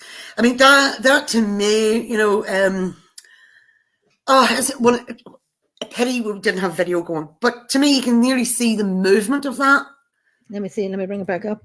And like The first one. I know there's no tricks involved in any of the stuff we get. It just is what it is, But you can see that moving. Let me bring up to the first one again. So I want to see the bed and the chair on the left and the sheet and so on. Yeah. And then the second one. Yeah. Yeah. And who's this one in the picture? That's Anthony. Anthony. So Yeah. is that a oh, that's the dress of the mannequin. Oh my goodness. No. Just no.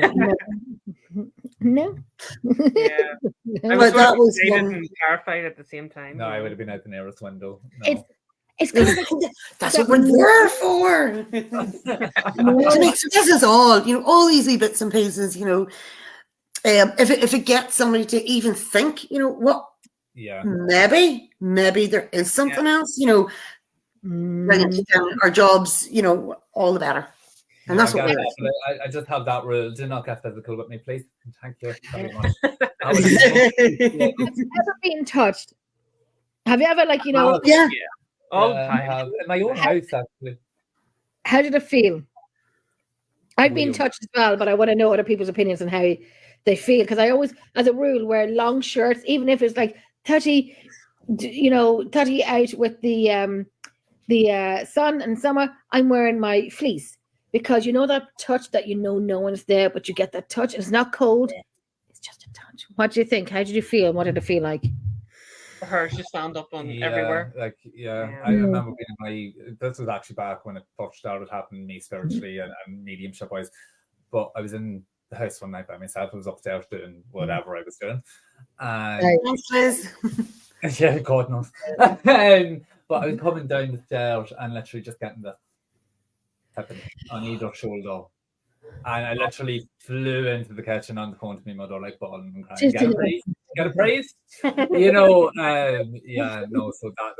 that was very intense. I know it's just out of the blue Yeah. that you just touched. Anthony, were you touched? Yeah, I was actually. It was the same in his house. Actually, Yeah, it was my house is completely. very active. It was completely out of the blue, but I had like a. It was like a. I don't know if it was a jacket or like a hoodie or something on, but it fully pulled the back of my hoodie, and I sort of. I think my spirit got up quicker than my body. That way. But I've been touched many of the times on our investigations. Like poked or like a That's funny. very cold. It's always cold. I find you feel it. Sliding down your. I don't really like it very much myself, but It's interesting. it is. What Yeah. do you are, Shadden? What about you? Oh, Shaggy's been touched many of a time. Now, in fairness, like I've always, like even growing up and whatever, and I used to at night, and I don't know, like at night, I would have regularly been visited by this old lady, and she'd come out and she'd come up to me and all, and I used to put the covers over my head, and every time I pulled the covers down, I knew she was standing there looking at me, and then she'd touch me on the shoulder, and it was real. It wasn't nice. It wasn't nice, but it's like she was trying to tell me something. But anyway, if I had known then, would I know now? But one of the most interesting ones was actually in the Hellfire Club, and I was with a team called Nocturnal Fury at the time, and they actually videoed. They got it on the infrared. So I was standing in that room, Jenny, that you really like, right? I do like that room. I don't know why, but I kind of tell. This was years ago, and as I say, they have a video of it up on YouTube. But I'm standing there, and I have my bag over my shoulder, and then it's coming out, and then a coat over it. It was a raincoat, because sometimes you need that for the Hellfire Club, like a windbreaker raincoat. But it was hanging there. There was nobody near me, and it shows that on the camera. on video. So that was okay. And I'm standing there, and the next thing I just go, now this is one of the like, I wasn't long on the scene at this stage, and I nearly lost my life, and I jumped. It lifted the coat and grabbed the inside of my leg. I didn't feel the coat lifting. I just felt the leg being grabbed. And it's all on camera. It's on YouTube. Really? Is it? When I nearly died, see, now I go like, if you want to touch me, come touch me. You're here, whatever way you want, just pat the shoulder. Whereas then, I nearly died. But that was the Hellfire Club. Yeah. I would have done the air karate chop. I said, I can't see you, but I'm good at kick out. The way the Hellfire Club is the way it is, and it can be very... especially towards women.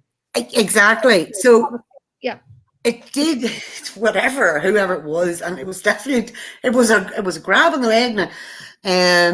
So Sharon, we'll go back. I must find it and send it to you, Jenny, so you can have a look. We'll all make a plan to go back to Hellfire Club. Yeah. I always had the ladies in that back room, just because it's a room that fascinates me, and I don't know why. And I think the more people say, don't do it, I'm the one that he says, well, what happens if I do it? I'll pay the price. Hopefully not. But well, the walk of it is it's a good old hike. It's good for the old heart. It's not good for the old heart. It's good for the old heart. It's good because I remember walking up it, and I was doing it live, and I didn't even get we took what we call the easy route, but it wasn't the easy. No, it wasn't the easy route. Niall, if you're watching, Louise, tell your husband it wasn't the easy route. No. I was there is no easy route. There's a really long route, and then there's the shorter route, which is like that. It's just so steep. So, but you see, whenever you're running from 13, like devil worshippers or something, yeah, that's even harder running down here. And you're going, what is going on here? Elaine, not so good when you have to run down the hill. Exactly, Elaine. Yep. I'll just roll down, and I'll just take bubble wrap around me, and I don't care, because I remember doing a live a few weeks ago. Got up it, starting off in the car park and whatnot, and I'm like, so we're here now, blah blah blah blah blah. It was dark, and the minute I go, I can't breathe. And so therefore, so this ending, we've lost signal. No. It's because I'm like, and I've had my, hold on, where is it? Hold on. Oh no, it's here somewhere. I don't know where it is. I was going to stick my inhaler in my mouth. It's like, no, you see when this goes in the mouth, we're not doing any more walking up it. And it's like the Blair Witch. And so. Oh, God. There's hills, trees everywhere. So it's a cold out. No, I just can't breathe anymore. So that hill can go and no. No, I'm painting my nail. No, I do love it, but who was it now? It was Natalie from Haunted Area saying that Shane will come down with the quad bike, and I'm like, no. No, yeah. No. I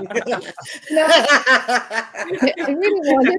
It's good for the the glutes and the thighs, and nope. Also good for you breaking your neck going down that. It is mental, especially in bad weather. Like, oh God. The biggest piece of advice when you walk on that hill is safety. Do not have a cigarette going up, because that's not going to help either. No. I'm going to stop for a wee smoke here. Going up the hill. That big tree. I know. That big tree stump in the middle, and I was like, "Go save yourself." Leave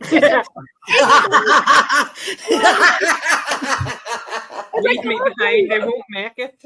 Here's a radio walkie-talkie. You okay? Yeah, I'm fine. Yeah. I remember the first time I was 7, 8, and we got up there, and it began to torrential rain, and you could see the rain coming from the distance, and I'm wearing a fleece top, and I'm like, this will keep me warm.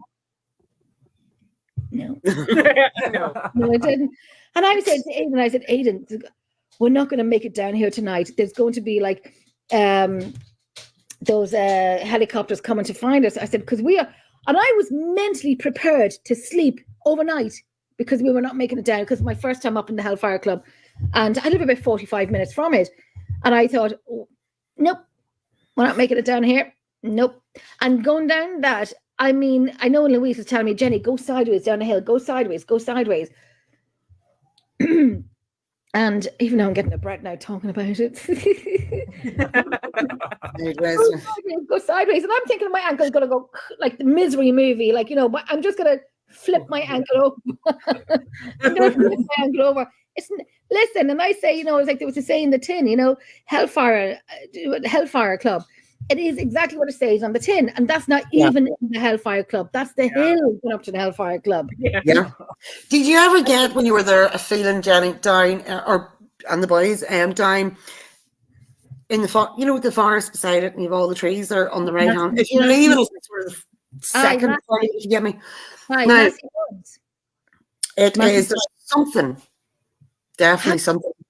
Haven't been into it, but have been told a lot about it from Anne and from Natalie and Shane that it is probably better than the Hellfire Club. Well, I had to do there's no toilets up there, right? So. Listen, girl, I climbed up a tree and I was just squatting. I was like a French mime, me trying to climb up the tree after squatting. The camera was on me. So only.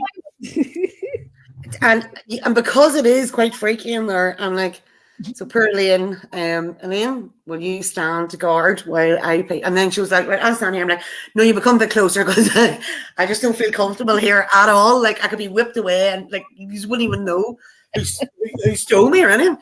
And yeah, Elaine had it, and God love her. Oh, she's a good yeah, bit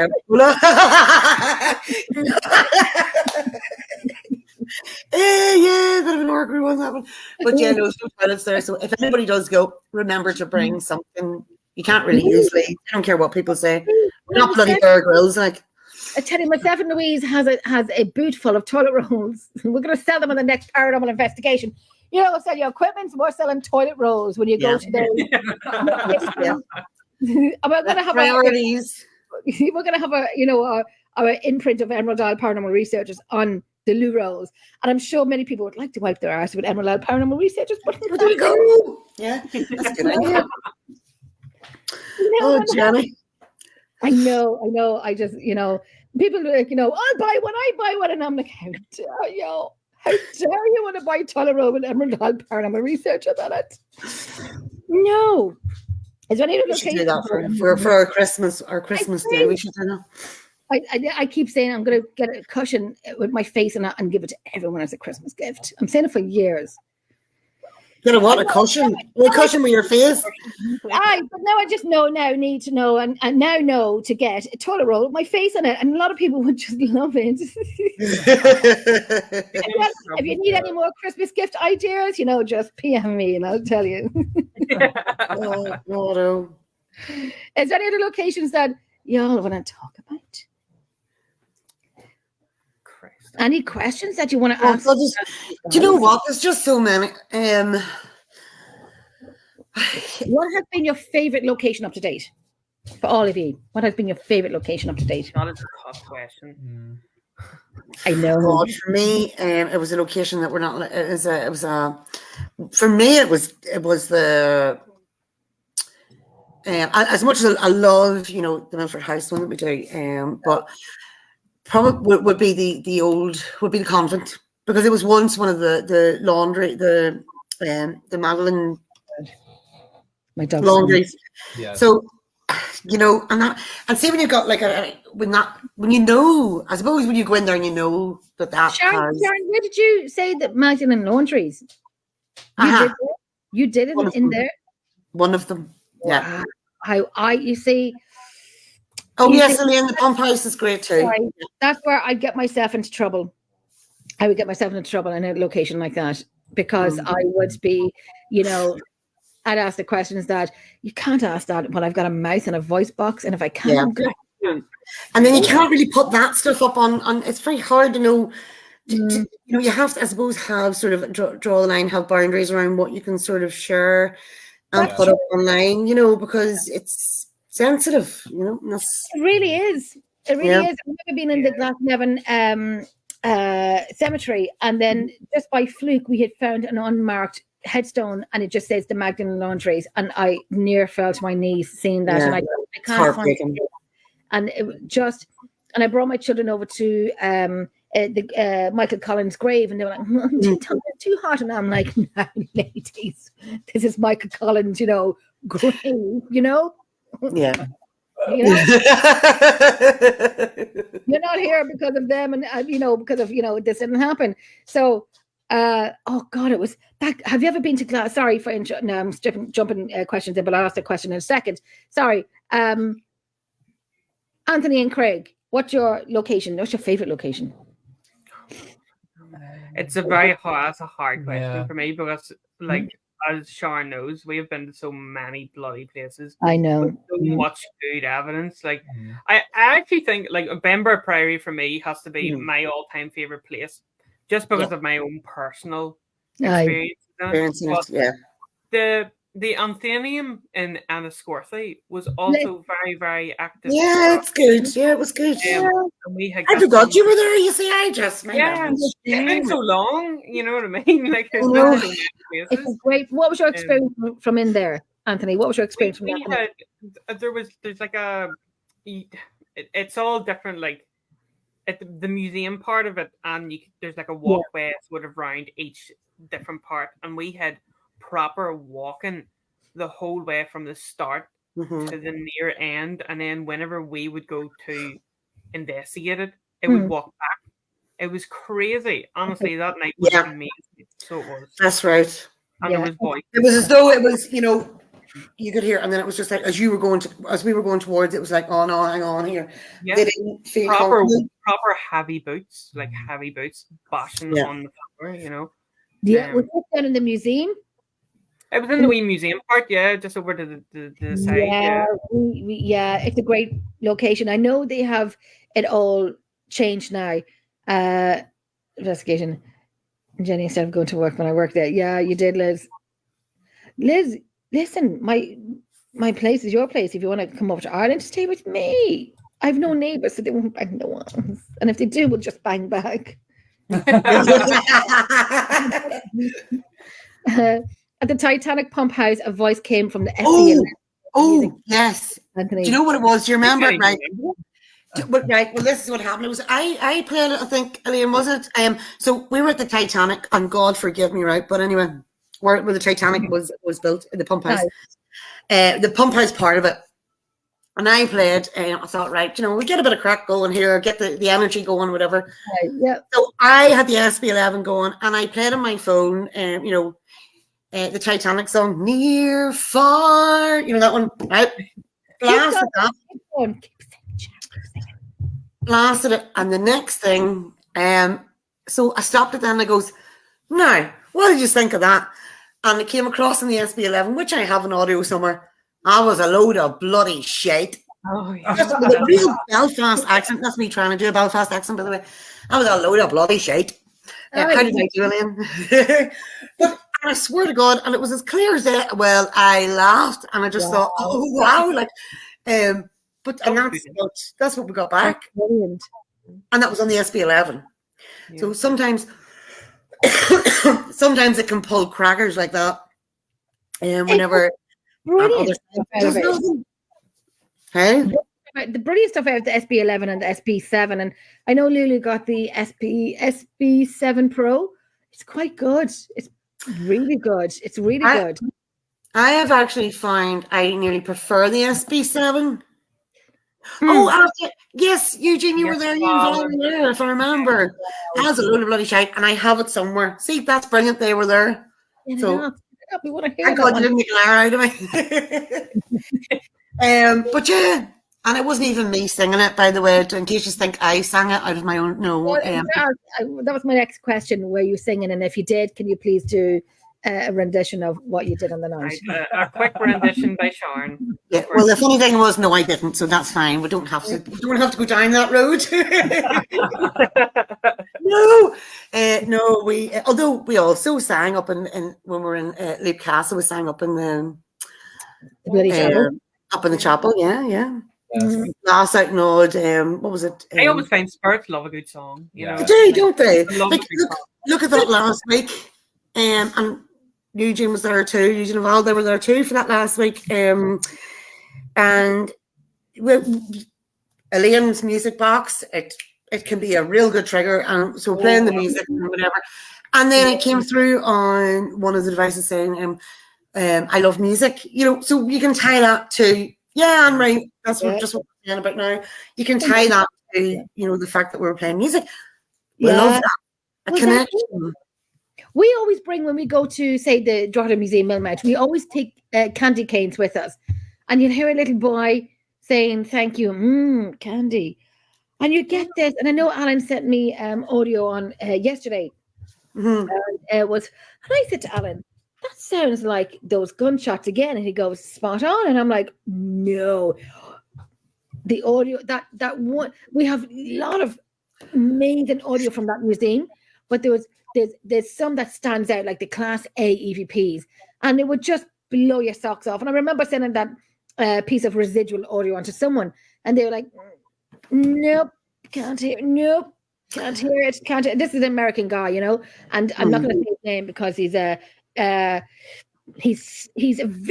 strong skeptic, and he's looking to go out with teams, and no teams will let him go out with them because, you know, when they're working hard, and you go, nope. So if he's watching this, he's going, Jenny, you're talking about me. You know, a lot of your the sort of real Americans are on your whatever, listen to your show, going, she talking about me? There's going to be a whole lot of paranoid people out there now after that. If the shoe fits, and they think it's something about you, but I don't think he watches this show, you know. Well, I'll send it out to him personally. I send this clip on to him personally, you know.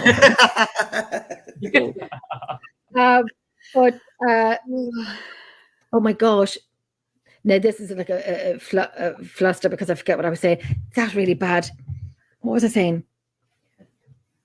Before. Yeah, people can be watching me and saying, Jenny, are you having a flush? Are you having a moment? Yes, I am. But the music box that I think, well, I'm probably skipping on to something that's different now. But the music box that we got, you know, Temu, you gotta love Temu. Love it. You know, that site, it's dangerous. Even my 13-year-old daughter orders from it. But you know the box, the old one that you can wind up. You can. I'm gonna whisper something. Hey, Jeremy. I'm gonna say Elaine, Temu, infrared. Really? And that's all I'm gonna say. And it works a treat. Oh yeah, she's got us all onto it too. Oh, hi, Jeremy. Oh. That's Jeremy York from Things Network. Hello. That well, I don't think he's announced it yet, but should I say it now, Jeremy? That Emerald Isle Paranormal Researchers is going to be teaming up with Things Network. So that's in Indiana. So I mean, I know Jeremy, you're probably said it too late, too early, but you know. But he's all right. He hasn't said anything back yet. He's fine. He's grand. No, I know. He probably texted me now and said, Jennifer. I don't get into trouble purposely, but you know, I remember one time I was doing in the Athenaeum Museum, and I had Jeremy and Robin and John Griffin from UNI Research on with us, and it was a you know, when you have a fright and you kind of let the slip bomb the words, you know, and all that stuff, you know, and I said it a few times, and I was like, right, I was on video doing myself and Anthony, and we were in Athenaeum, and then we had John, Robin, and Jeremy. Look, he knows. And I had the phone up on the stage at one point, and I said, I promise now, no more F-bombs, family friendly, PG, and all that crack. And I know, Jeremy. And then I turn around and I seen a chair, and within 5 seconds of me saying, I'm going, you know, we're going good, I'm never going to drop the F-bomb again, I seen a chair behind me, and within 5 seconds, I muted myself. But it was kind of like, and I looked around, and Jeremy was kind of looking at the camera, and he just bursted out laughing because it didn't last too long. But now I know I have the mute button on my microphone, and I use it. I use it a lot. Yes, I do. Sorry, I was just, oh my God, my mind has gone blank sometimes. Holy Lord, you see me now? Any other locations that you would like to talk about? No, sorry. I know that was very funny. I do. Spike Island. Oh, God love Spike Island. I want to go so bad. Because it's so vast, it's so big, and you know you can. Oh, you nearly need a weekend in that place, like. So we're definitely going to have to make a concerted effort and do Spike Island. This now too cold at the minute. Too cold. Oh, found it. So yeah, we'll definitely make an effort and go there. Definitely. I know Louise and Kyle were there before, and they Very just said good. it was brilliant. It was just brilliant. Have you, Anthony and Craig? Have you been there before? I haven't. I've only been there once before, so I How haven't. did you find it? You see, we were split off into different groups, and Sharon had other people, and me and the rest of the team had other ones. We didn't really get very much compared to them, you know. But I always think like, I know you're like a trigger object. You really are. Stick me in a room. But I always think you need to do a place more than once, you know, to get the 100%. Yeah, you know. That's the way to do it. That's the way to do it. And no, he's definitely not. No, he got. Sorry, go ahead. He got stuck in a tank. He thought he was acting a big lad, and he got stuck. He's stuck in the tank. He's a wee bit big for the tank. You know the way little skinny soldiers. You know, well, he ain't a skinny soldier, so he got stuck. Did you get a picture? No, damn it, no. I thought is we he was sort of like, I think, annoyed a wee bit enough the fact that I was standing there pissing myself laughing. So yeah, no. But the other thing is, we're going to be doing onwards and up. We're looking at our next location is going to be. It was once a school, a haunted, very. There's a lot of activity has been going on in it, even when it was a school. So that's our next location, and it hasn't. We haven't put anything up about it yet. So that will be now on the 1st of December, guys, isn't it? So before that. Quite active. I've actually had dreams about it already. Have you? Yeah, that does not normally happen to me. Really? I think it's going to be quite active. Looking forward to that one. Because I know I have to go somewhere on the 29th of November, but you know, I'm gonna Well, I did say to you. I know I have something on the 29th. We're 29th. going on the 1st. Well, that's what I'm saying. I have something on the 29th, but I'm gonna, get my little, not its own little derriere up, up to yourselves and do this location. Now, I'll be the one, listen, I'm sorry if I have to go to the bathroom. One or all of you are coming with me because I ain't doing that. I'm not kidding. Talking about the bathroom, I have to go again. Good gracious. Oh, we're all been on here, right? I can't believe we've stayed here this long. I know. Want me to finish in 10 minutes because I'm 10 minutes over my time. But Craig, I didn't ask you about what was your favourite location. I can't actually remember the name of that house. Do you remember the one that was here in Norgan? I can't remember the name of it either, but it was a B&B sort of. Yeah, it was like a B&B sort of place. I ended up in Regents that night for public that was there. But we went into one of the rooms, and I think this was, I was getting brave at this stage. I was kind of okay. Yeah. You were new to the whole scene. Yeah, I was a wee bit Billy Big Balls. My favorite. Well, I thought I was anyway. But we were sitting in the room anyway, and I had never called out. So yeah. In my head, that sort of way. And I was calling out, and I was like it was very like, I don't know whether you've ever seen that clip of Girls Aloud when they did the paranormal thing. I was like, if you're here on top of the table, so I was like, if you're here, do something, just do something, or like, I think I was antagonizing a wee bit. I was like, maybe you don't have the energy to do it. Did you say that? Yeah, but sometimes you gotta say that. Sometimes you gotta say that. You need to give them a wee bit of a purse. You have to not in a disrespectful way. But, and a nice sort of hurry up and do it now. Because I could be like a female in the room. And I thought she was the best. What would you say? Bossy. Or really? nasty. That sort of way. Yeah. But what was in the fireplace? It was like a bottle or something. So there was a couch sitting, and then there was a fireplace to the left hand side of it, and then like a sort of bin sort of thing. Yes. So we had us two were just sitting, and the next minute the bin came alive. Yeah. The bottles and everything was banging about all over the place in it, and something had actually shot out. It did, came yeah. out of the bin. It came literally flying out of the bin. Right. He near ended up. I was nearly on the ceiling. He was near. Just, I was near out the 4th story window. yeah. But Always check how high it is where you're staying, you know? yeah, well, I'm sure it's fine. I Right. work in a hospital, so you know, it's fine. I know I have contacts. So You have- yeah. I just walked that full day. I used to walk in a hairdresser, so I was like up from whatever 8 o'clock that morning, and then I came down and I had to do readings there. And I remember getting this one guy in the reading, and he just literally sat on the cross, and I had no patience left at that stage. And I was just like, I don't care. I was like, I'm just going to stop you there just before we go and see all that. They just no. Stop on cross, sorry. And on cross, all that, you know. So I just had no. It's like negative when you're folding your legs across and whatnot. It's kind of like negative. Yeah, I remember actually saying, like, you know, you're so quite successful or whatever, Wow. money wise. And she's like, well, I don't measure success by money. I'm like, well, I do. So, you know. But the bin Craig, itself, like the bin moving and everything was crazy. Yeah, that was madness. That Like was it just from silence till full chaos in yeah, half a second. yeah, it was. You It know? was, No, it was just as soon as I had Sorry. The next question is for Craig. You said you used to work in hairdressers. I'm gonna need your help. oh, okay. What do you need? Well, have you seen?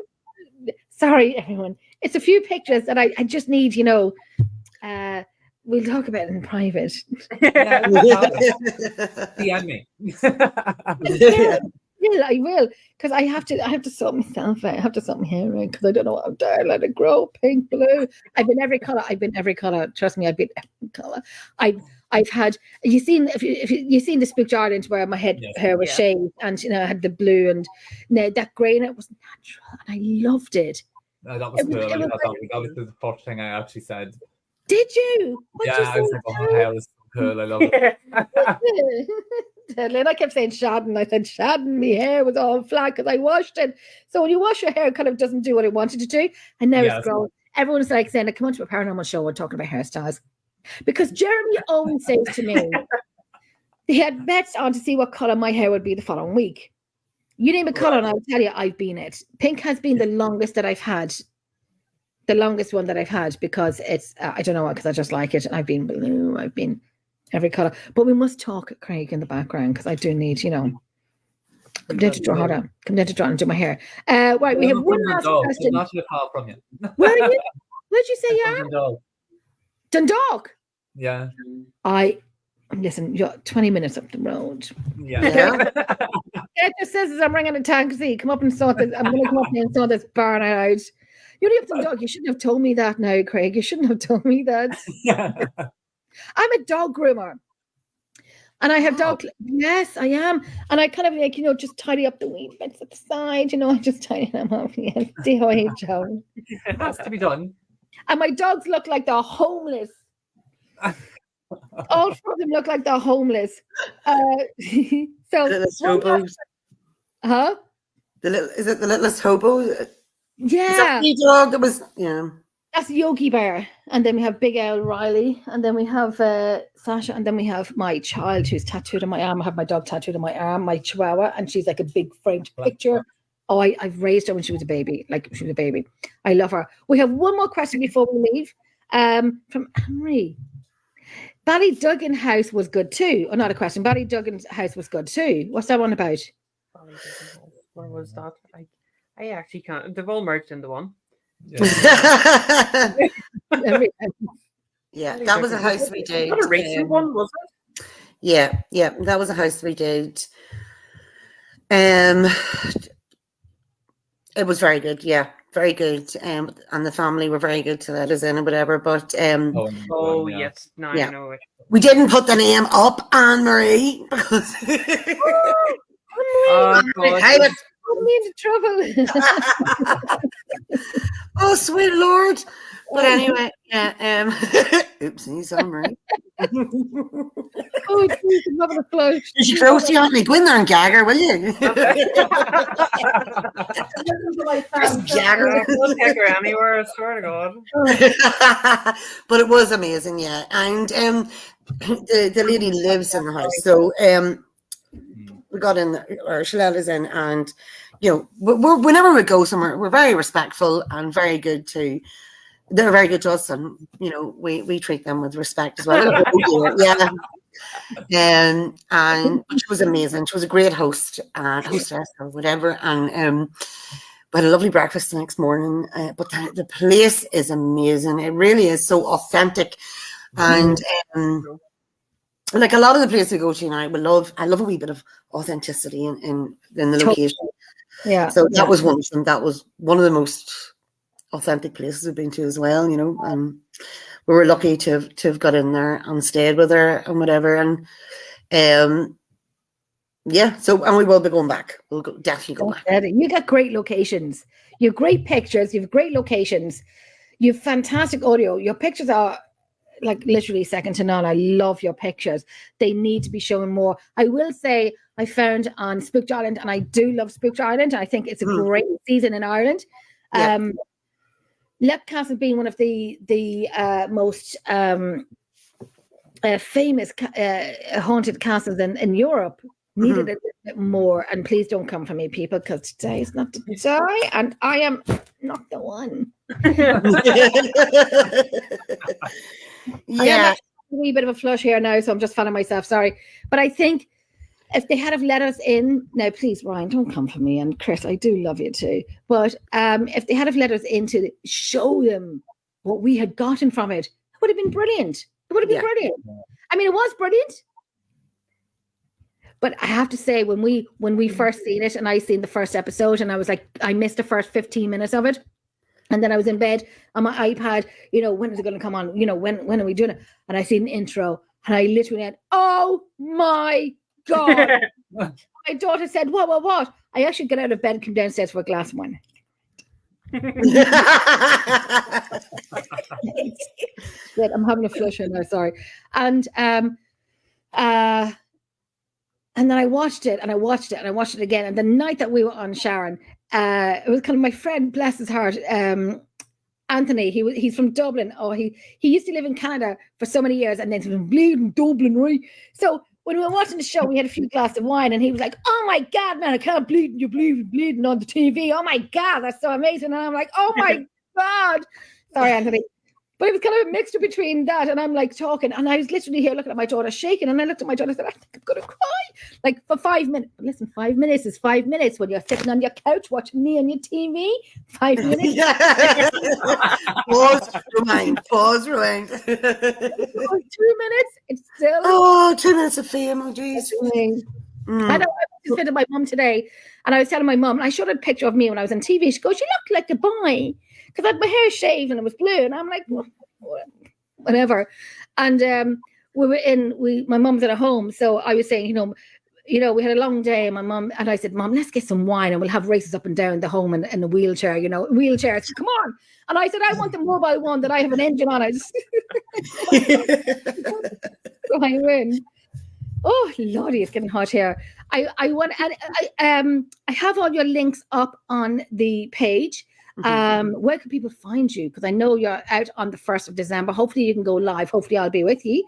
We're going to make an effort with that now. And I keep saying it, don't know, guys. I'm like, we'll go live tonight. And then it's either the internet crap or John gets distracted by something, and then gets distracted by something else. Yeah. And then I know. So 5 minutes. we will go live on the 1st of December. We will have to show how good this place is going to be. Well, hopefully, and as everybody says, the spirit world are not performing monkeys. We can't make it just happen. We don't know. We'll give it a go anyway and see. If not, you can have it'll be a bit of crack watching us loonies do our thing. That's it. And it's not what you see on TV.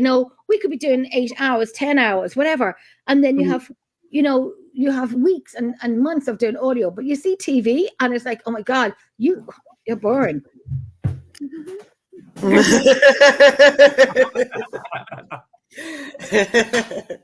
Yeah. And you can't just sit there and make things happen. Like you say, they're not performing monkeys, and they're human, because I know when I go over and somebody says do this, and I'll just say Yeah. no, I'm not. I'll just say, boo, who are you? And then if I go into the museum and haunt it, I'll say, like, you know, this team, ooh, and I'll be on the audio, like, oh my God, listen back to this. And it'll be me, ooh, you know. I have every intention of doing that, every intention of doing it. But I want to say, thank you, Pamela. Thank you so much. Thank you so much. Afterlife, lovely to see you here tonight. Thank you so much, Anne-Marie, Anthony's mom. Yeah. See you in 2 seconds. Whatever happens. I want to say, stay there in the background. Anything you want to say before we leave? Anything you want to say? Oh, us? Oh, I thought you, Anything you want to say before we leave? Because I always do the Irish goodbye. Be like, you know, have a cup of tea, won't you? Listen, we'll put the kettle on, have a cup of tea, and we're going to say goodbye. I got my juice. I'm fine. I got my juice. It's lovely tonight. It's been a day. It's been a day. Elaine, thank you so much for watching. It was fun having you here as well. We have Jeremy York who watched tonight. I don't want to leave anyone out. We have the fabulous Liz that was watching us tonight. We have Spurs Within, Elaine, Anthony's mum, Anne-Marie. My son. Oh, we had your son on as well. Yeah, he'll have to guest appearance tonight. Yeah, he did. We Yeah. had our Lulu on tonight as well.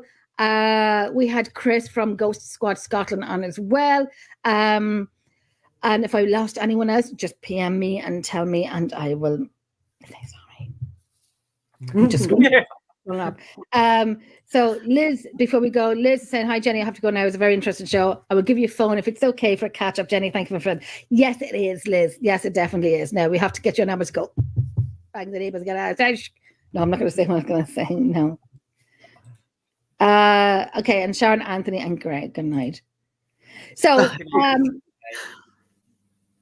oh, Lulu, yes, Lulu. Definitely, yeah, definitely. We're going to see if they can join us in January for the castles and on January, but we'll talk about that in the private in the background. So I'm going to bring into the bar in the background and just stay there for a wee second. I'm going to do the end of it. Give me 1 second now, because I just don't have Aidan here beside me anymore to press the buttons for me. Sorry, Aidan. So I'm going to listen. Thank you so much for being on tonight, Anthony, Craig, and Sharon. No worries. I'd love you back on again for more banter and crack and catch up. Stay there for a second. I'm going to do the end of it. I'm going to have a wee chat about it. Good night. Goodbye. Okay. Bye. Oh, sorry. Get rid of me. Talk about me behind my back. I'm going to bring it in the background now. Okay. 3, 2, 1. I'm joking. Oh, Lord.